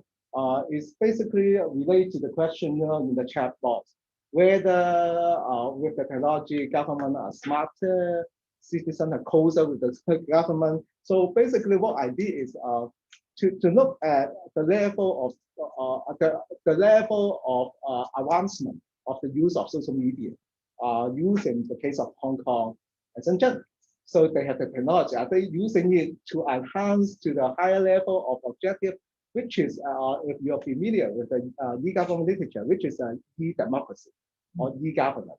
So because in the social media, you can do many different things. You can post the pictures and then you get immunized, or you can invite citizens for a decent, sensible discussion. So I asked two questions in my study. Basically, I try to compare Hong Kong and Shenzhen to see whether they are using the same level of technology, which is actually social media, because social media is most common technology right now, the latest one. And then I also try to ask the questions about what type of usage they are using. And also in the study, I'm trying to look at or compare Hong Kong and Shenzhen related to the online and offline political development, because it appears that, okay, in many of the literature, and in my PowerPoint, I also cite the UN actually have a e-government survey. They try to do it every year. Sometimes they cannot do it every year, but if it is not every year, it's every other year. It's called a worldwide e-government survey. And actually, China went pretty high in terms of the e-participation index. So that there's something very interesting I would like to look at in my study is when you have smart government, that can be a very smart government in terms of electronic linkage between the government and citizens. But when you look at the offline political development, they can be a more authoritarian government or closed system, just like China. China is actually a very extensive user of the social media technologies. But when you look at, so offline, online, they are very open. So, but offline, they may not be as open as they are. So in my study, I actually try to argue that there's some substitutability or interchangeability. So they don't change the political system, but they use the digital governance to make itself more responsive to the citizen. So what I did is something very straightforward. I basically, when you look at the literature, many people actually did the same thing. So this is not very advanced research methodology, but it is a very common methodology adopted in similar studies. So I do a content analysis. I try to compare the Facebook post and the Weibo, because they don't have Facebook in China. So if I compare Facebook in Hong Kong and Facebook in China, I find nothing. So I found the Weibo of the 5 government agency. They are service oriented because I don't want to get involved in too much politics there. And then look at the content and number of the posts. So I will try to compare whether Hong Kong have more social media posts than Shenzhen. And also I look at the content of the post to see what are the purposes they are using to link people up together. So I have my RA and also student helpers. They look at the post in 2018. Because the study was actually conducted, I think, in early 2019. So we go back half a year. And it turns out to be a good choice because in 2019, there's major social movement, so everything may not be normal at that time. So the source of the data is half a year in 2018. If I remember correctly, it should be start in April 2018 and then end maybe October in 2018. So it's half a year data. And the research questions is exactly try to examine how social media and government 2.0. Government 1.0 is just website. 2.0 is interactive, so it's social media. And how does it is being used in the Chinese context? So I think I already covered some of those items in my previous PowerPoint, so I jumped to some more introduction about the terminology first before I show you the results. So in smart government or whatever you call it, because we got many names. Okay, now it seems people start to use the term smart government. But in the old days, it is e-government, and then we have e-government. Okay, that's many similar terms. We're going to do the same thing using ICT to link up government and citizens.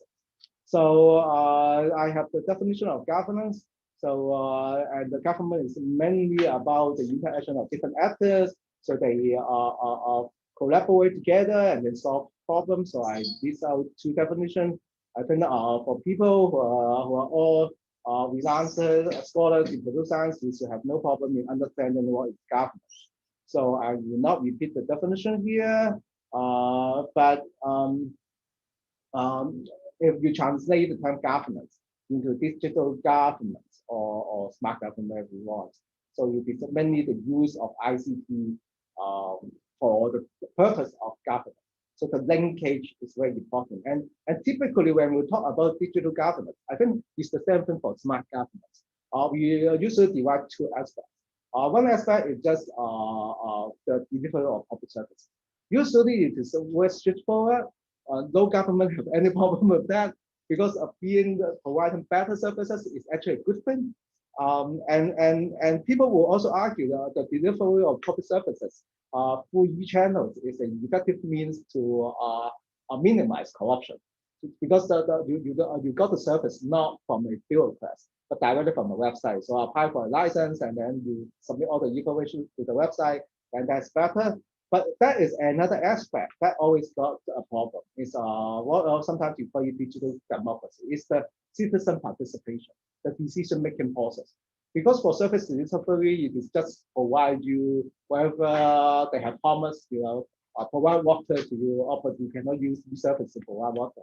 Maybe driver's license, so that is automatic, no controversial decisions. But if you want the citizens inside the government in terms of the decision-making process, then things start to get complicated and trust also enters, because I think that is some of the critical issues about Hong Kong. For people in Hong Kong, you all know that when we have the policy address, but we still don't have it this year, they invite you to submit comments and inputs. But trust is a very important issue, because when you look at the output, all the inputs are gone. So the second part is usually the most controversial thing. And in the e-government model, and I think if you want, you can construct a smart government model. There are many normative, I call them normative models. In terms of smart government, e-government, they all place e-governance involving citizens, not service delivery. Service delivery is more like e-government, policy or coordination. But they all the models by UN and different scholars. I have two more slides to show you the different scholars. They may use different terms, but the whole idea is that we should use ICT to involve people for more participation in the decision-making process. Sometimes we call it e-governance, sometimes we call it WEST, is another scholar. So those models actually date back many years ago, not because of the emergence of smart government, but the day when we have e-government using internet to connect citizens, we already have those models. So for WEST, the final stage is interactive democracy, outreach, accountability, enhancing features, and just one more. So this is Hua and Bilanga. So it's already 20 years ago. So using ICT, social media, you can be to connect people for participation is also the final stage, most advanced preparatory stage of e-government. So my task is basically to try to see whether, in empirical terms, whether Hong Kong and Shenzhen are actually using those technology to reach the highest level. I have a figure here to try to self-justify why I compare Hong Kong and Shenzhen. One of the reasons is they're quite similar. It is one of the most open cities in Hong Kong. Their codes, and both of the government use social media to communicate with the citizens. And in terms of the GDP, they're close, but in terms of GDP per capita, Hong Kong is still higher. I cannot tell what will happen in the future. And in terms of the types of regime, that's one thing that's interesting. At that time, Hong Kong was more open, but things are changing now. But at least at that time, the conduct, Hong Kong is more open, hybrid regime. So that will be interesting to see different type of regime, whether they will use the social media differently. So that is the research framework I use. And they create a framework with Miguel and Paula. Those are two separate studies. So I integrate the framework to create my own framework for the assessment and evaluation. So you can see that for social media, nowadays it's very difficult to not to find a government uses social media. So the argument is whether they use it for something very preliminary or something more advanced, involving citizens for decision making. So the most preliminary or the elementary level is just transparency. Post something to let people know about there's a government. And actually transparency is very critical for the building of trust. It's just number one. But we need more than that if we want to enhance the trust. So transparency can post something about your organization, and social media can enhance two purposes. It's about supported presentation. So you, for example, we took a picture before we ended this conference room. We show people that we are doing important stuff in the Baptist University. So that is important presentation. And the other thing is just information provision. So maybe we put our PowerPoint up there, provide them with information. So one is more propaganda driven, one is more information objective driven.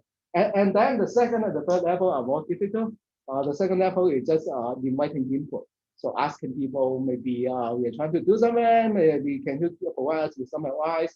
And the ultimate level is called collaboration, which is even more difficult. But if it's a normative model, I didn't say that all the governments are doing that. So it is actually create a dialogue. Because input seeking can be one-dimensional. I ask you, what should I put in the policy agenda? You may say, maybe we want more hospital. So that will be just input seeking. So, but more advanced use of the ICT or social media should be a dialogue.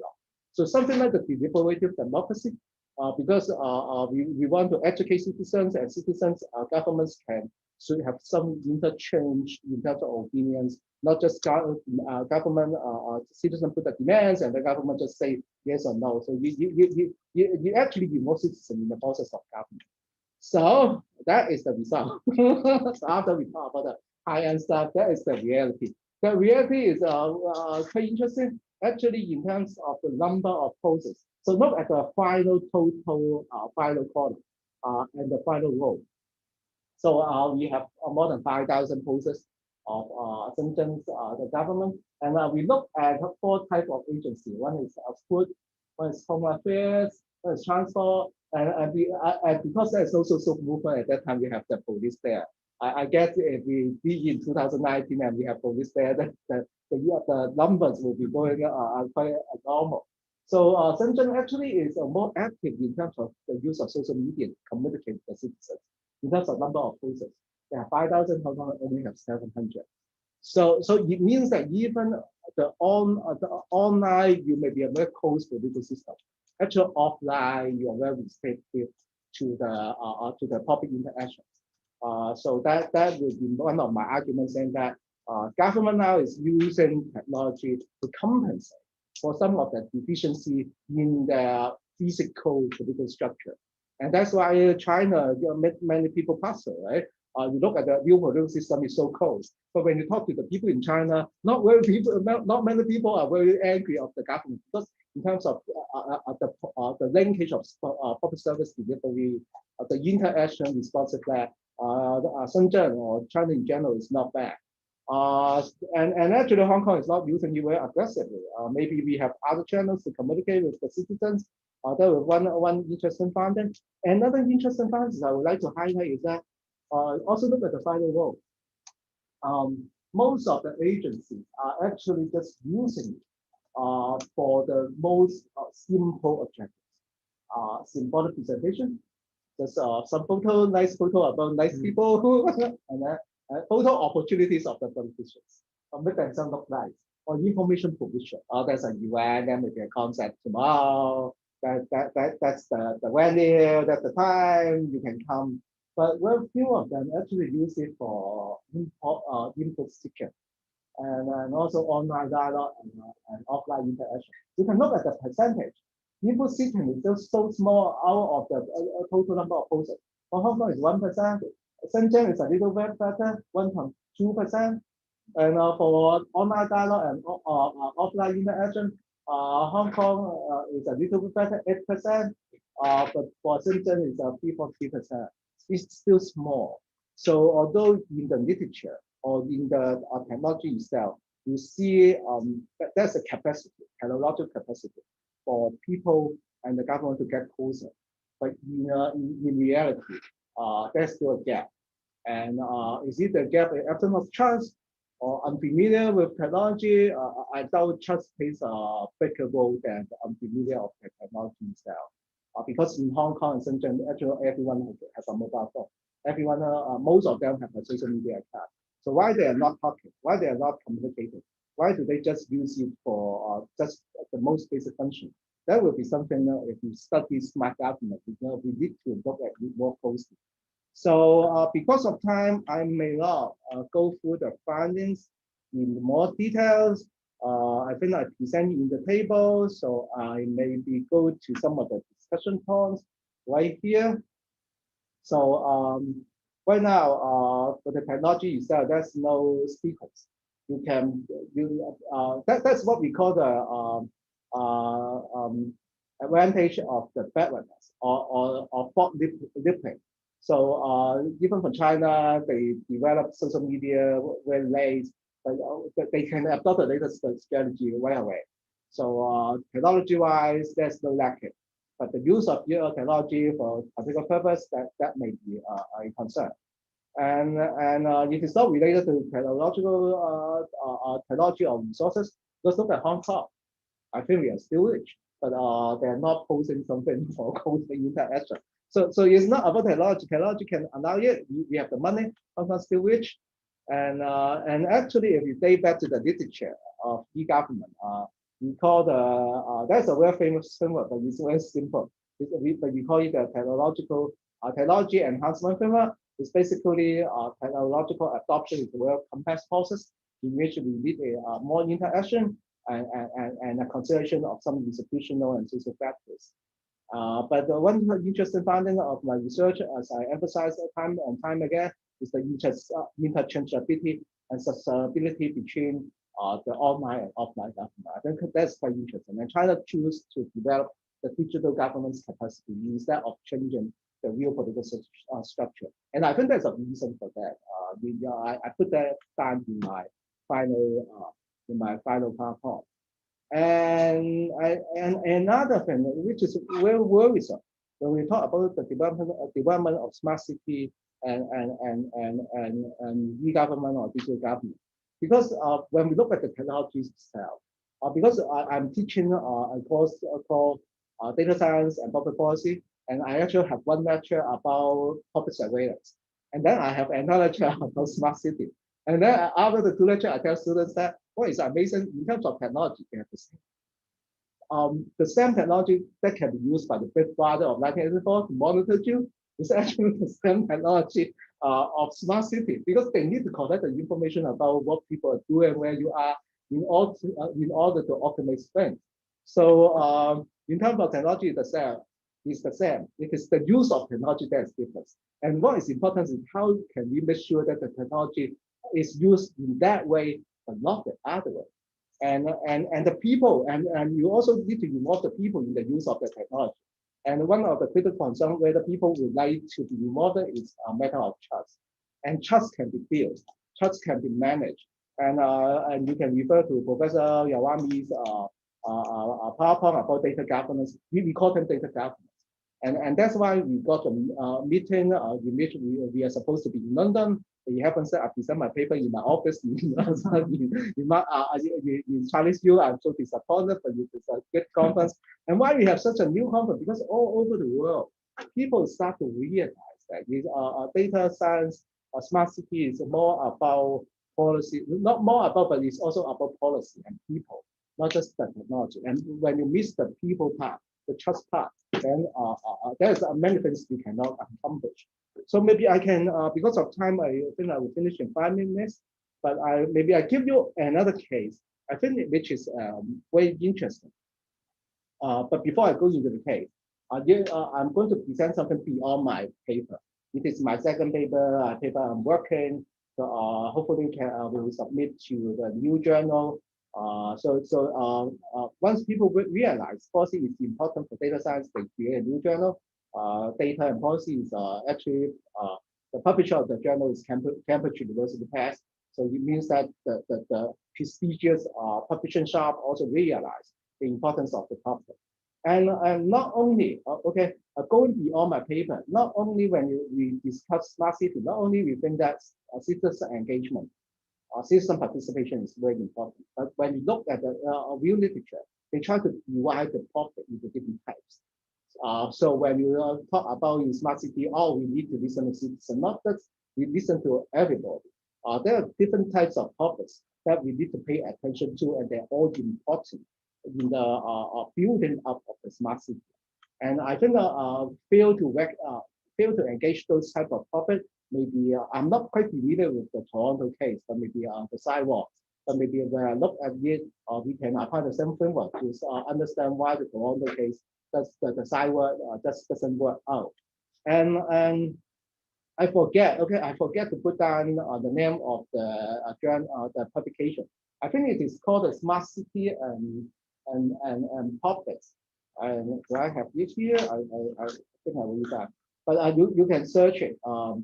And it is from a journal article published, I think, a year ago. And then it's about the smart city and the topics. And then they try to divide different type of topics. So one is surface user topic. So when you have smart city, you make sure that people will use it, will see the benefit. That's what we mean by surface user topic. And then we get the entrepreneurial topic. So make sure that people benefit from it. I think, as I say, smart city, the leading technology user is actually the private sector. They're much smarter than the government. I done a workshop together with Professor Yarime about the big data. I think 2 years ago, it's a fun in Hong Kong UST executive training, and the government people still have no idea about the whole thing. So they are in the process of learning. So entrepreneurial topic is you engage those people who provide the service. They actually were happy to do it because it's money-making opportunities, opportunity to serve the public. But very often when we engage the public and citizens in the smart city building project, we get the third one and the fourth one. The third one is the political openness. It means people may not be directly involved in the process, but they want to be part of it. It is the democratic value in many societies. They may not be the direct user or the provider of the service, but they feel that they are a member of the society. They want to be part of it, and they care about the welfare and the benefit of other individuals. So that will be something real similar to civil society, but civil society actually, according to the author, they put it as the civic populace. The civic populace basically mean that is even broader than that. So for political populace means people want to be get involved, although they're not the direct user. Civil populace will refers to again refer to the one of the comments made by Professor Yarime in his presentation. A sentence that strikes me. Maybe some people don't like smart city, right? Some people don't want to be monitored by the IoT. They think they're fine. And actually, if you look at the internet penetration rate, we thought everybody used the internet. No, in Hong Kong it's just 90-something%. Even in Hong Kong it's not 100%. Some people call it the digital divide, but I guess that when you now see the older people can use a smartphone, it may be more than digital divide. Some people just try to reject the technology due to certain issues, including something maybe ideological, according to the article. It can be some citizens think that they should protect themselves with a private space that is safe from the state. So something more ideological to limit the power of the market, limit the power of the state. And even in the United States, the internet penetration rate, I always look at it. The latest one I got is 85%. I doubt it will reach more than 90% because in the United States, is there any Americans here? If no, only French people. Americans stay in the United States. There will be many strange people. So I think that it will not reach 100%. So stable populace is another one. So even we try to develop smart city, we may think of is it a good idea for everyone? So we engage everyone. So to quickly wrap up my presentation, I actually in the second paper I used the smart lamppost project as an example. It looked nice. It's actually definitely a smart city because they have many sensors there. They did have a 5G. And 5G is necessary for the autonomous vehicle because at that time they need a lot of data, very intensive data transfer. But unfortunately, they also have a camera there. Camera can be smart, but we can have smart law enforcement. Yeah, you look at the literature, they can look at the camera. Oh, there's a burglary happening. Somebody get hurt, and then they can call the ambulance automatically. But when you don't have trust, that is what happened for the smart lampposts. I think everybody know about that. And one of the reasons, basically the protesters are destroyed. They don't trust the technology. The government made a lot of announcements saying that the camera, some of the announcements saying that the camera is not for the police, and then they made a second announcement saying that the camera is not yet in function, just be up there for future. But nobody trusts it. That is the problem. And why people are not trusting it? I think one of the reasons, is that they fail to engage a different type of topics. Smart lamppost is very successful in terms of engaging the entrepreneurial topic. I actually know the person who was a former graduate of my department. I actually know the person who produce or provide the equipment for the smart lamppost. And maybe the users are here, I don't know. But I don't think the protesters are the users of that. But they fail to engage the general political topics and also the more civic mind, limit the power of the state topic. And they still use, do I have it here? They still use the open line. I think right here. Because I actually did some interview and also looked at the document. You know what? They do have a committee. They do engage people. But in the committee, they have professors. But all the professors are from engineering, computer science. They don't even, I made a joke in my presentation. They don't even consult the social scientists. So they are actually staying away. They're in their own mentality in terms of development of the smart government or smart city. Because I also interview many civil servants. They think that they can still use the old mindset, trust the experts. Okay, we have engineers, the computer scientists. It's good, then you should take up the technology. So they ignore the process may be as important as the outcome of the technology itself. So they actually stay away. And many of those people in charge of the project are actually engineers. So they either lack the confidence or they lack the skill to accept the new mindset to involve more people. And that is the final PowerPoint I have. And so my final statement is building trust is as important as technology itself in smart city development. And there's one direction or one major principle getting people involved is I call it the CUHK. So why? Because smart city requires a lot of data and a lot of the private data. And actually the person can do something either not to provide the data or reduce the quality of the data. For example, right now we have a new law, national security law, and then I don't trust the government. So in the social media, I don't post anything in the social media. So social media fail to become a source to access the sentiment of the public. Or in the social media, they say some nice thing about the chief executive, which when you look at the public opinion survey, is not the case. So one way to overcome the trust issue is to involve people. So when you look at the literature, normative one, at least we have many co-learning. We use the data together to find out the solutions. That's the term called citizen science. Spatial scientists, bureaucrats, and citizens work together, co-invention. So basically sharing the data, owning the data together, sharing the benefit together will be one way of engaging the public for the success of the smart city and particularly smart government. So that will be the last point I'm going to make, and I welcome any questions, suggestions, and comments about the presentation. Thank you. Colleagues, we have another rich presentation, many questions that can arise from this. I have a couple of comments, but let's first of all have some points. Yeah. Yeah.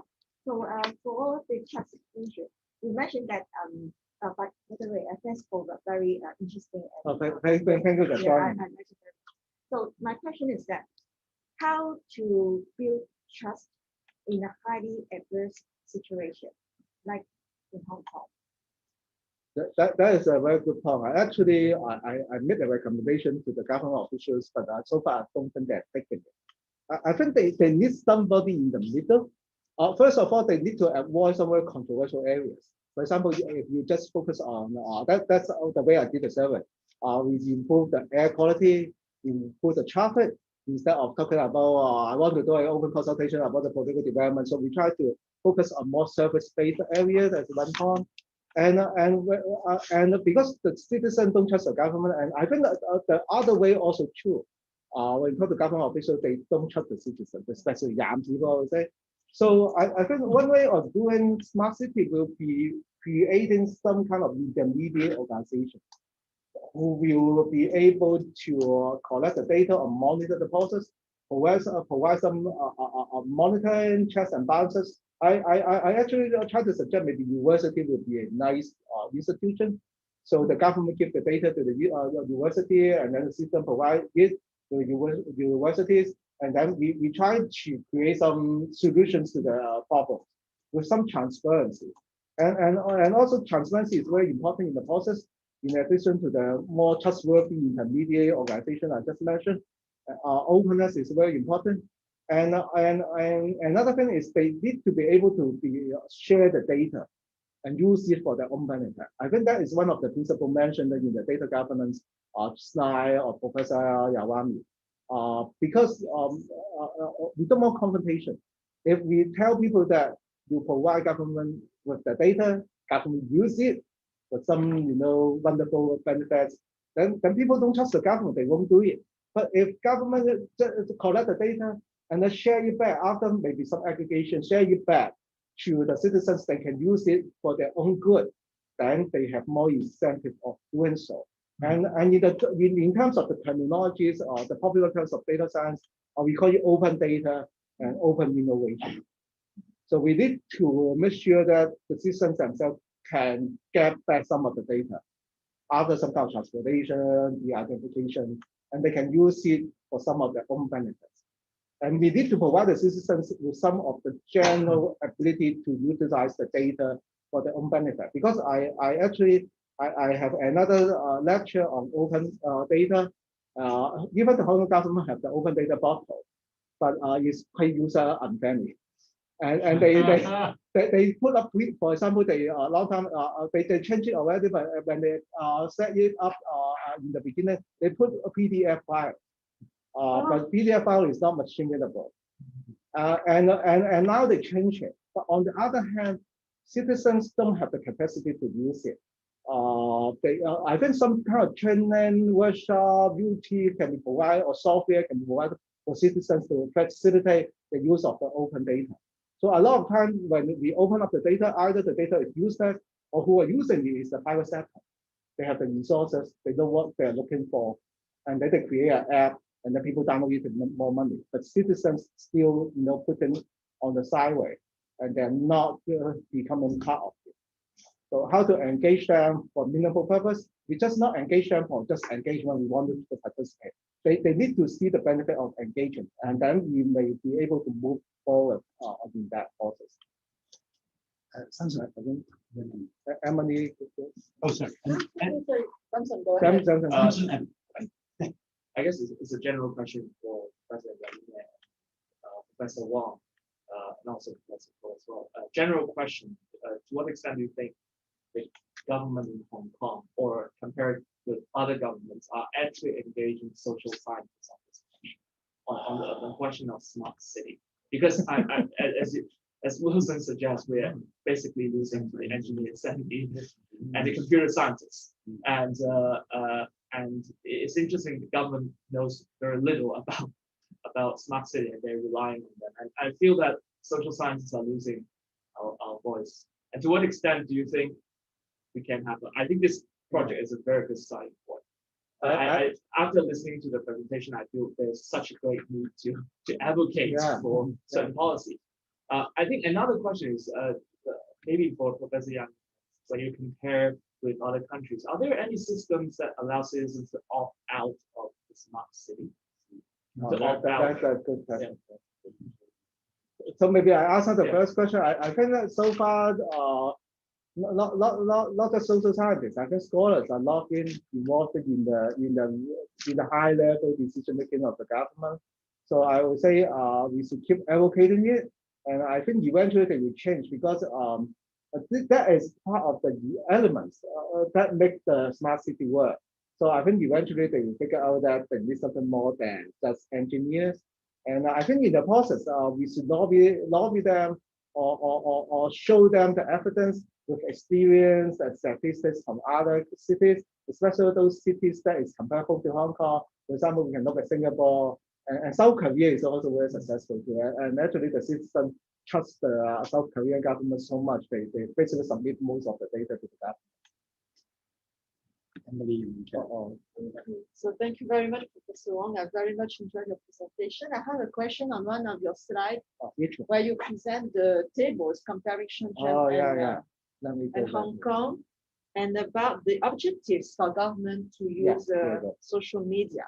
And you were commenting on the fact that input seeking and online dialogue, offline interaction, were the two lowest scores. And you were, so my question is this study replicated in other political systems, such as Switzerland, for example, or Belgium, where participative democracies are very strong, and you would have scores higher than this, which means that input seeking and online dialogue scores just reflect the nature of the political regime.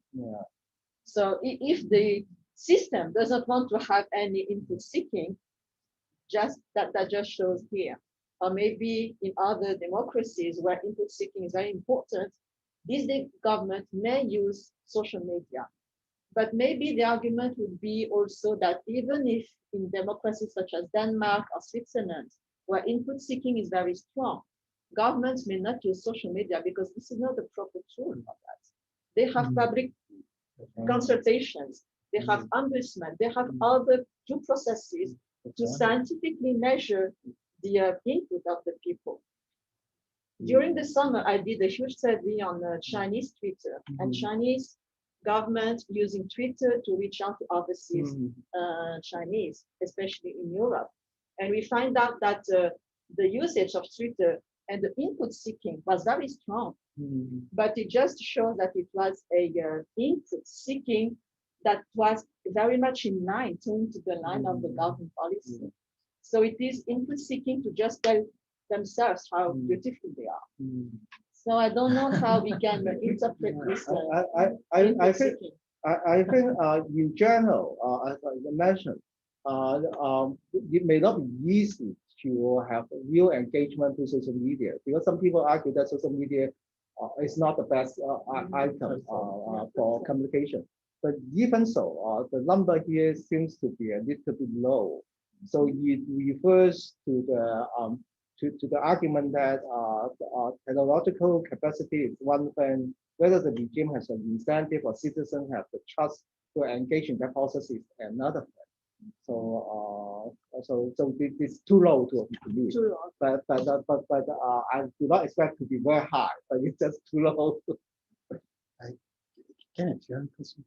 Yes, a couple of observations perhaps, and extension maybe a question for the panelists this afternoon. I really appreciate all the papers and the leadership of this code.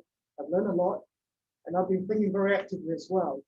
I think to bring smart city into the political arena or policy arena is the right direction to take.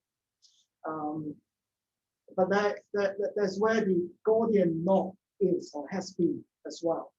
As far as Hong Kong is concerned, the Hong Kong officials have been trying very hard to build the smart city with the politics left out. They have taken a very bureaucratic approach, as always. thinking about the regulatory framework, thinking about how to borrow ideas from other parts of the world, and try to implement things with very specific KPIs and specific outcomes in mind, and try to engineer the entire process toward the determined or predetermined outcome as the policymakers very much wanted that to be. And then by extension, citizens are treated as first and foremost users rather than contributors, rather than participants. So it's nice to talk about smart city and trust as we're approaching a normative model, or introducing a normative model whereby citizens will be treated not as users, but as indeed citizens, participatory, right? And power sharing. So the nature of politics should be more diverse, more participatory, more engaging, and so on. But this is not going to happen in the foreseeable future, I'm afraid, because for sure, bureaucrats understand in the world they could build smart cities with the politics left out. Shenzhen, Xinjiang, maybe one day come young, I don't know. They could be smart cities, very proud and successful smart cities with a very unique kind of politics that we may not entirely agree with. Now, the question that I have actually is this, specifically to Wilson, my friend. You seem to have suggested that there could be some sort of spillover, positive spillover effect, stemming from pretty successful design and implementation of smart city products. That's what you said to the government. That's the context I'm referring to. Is it true? Is it a must?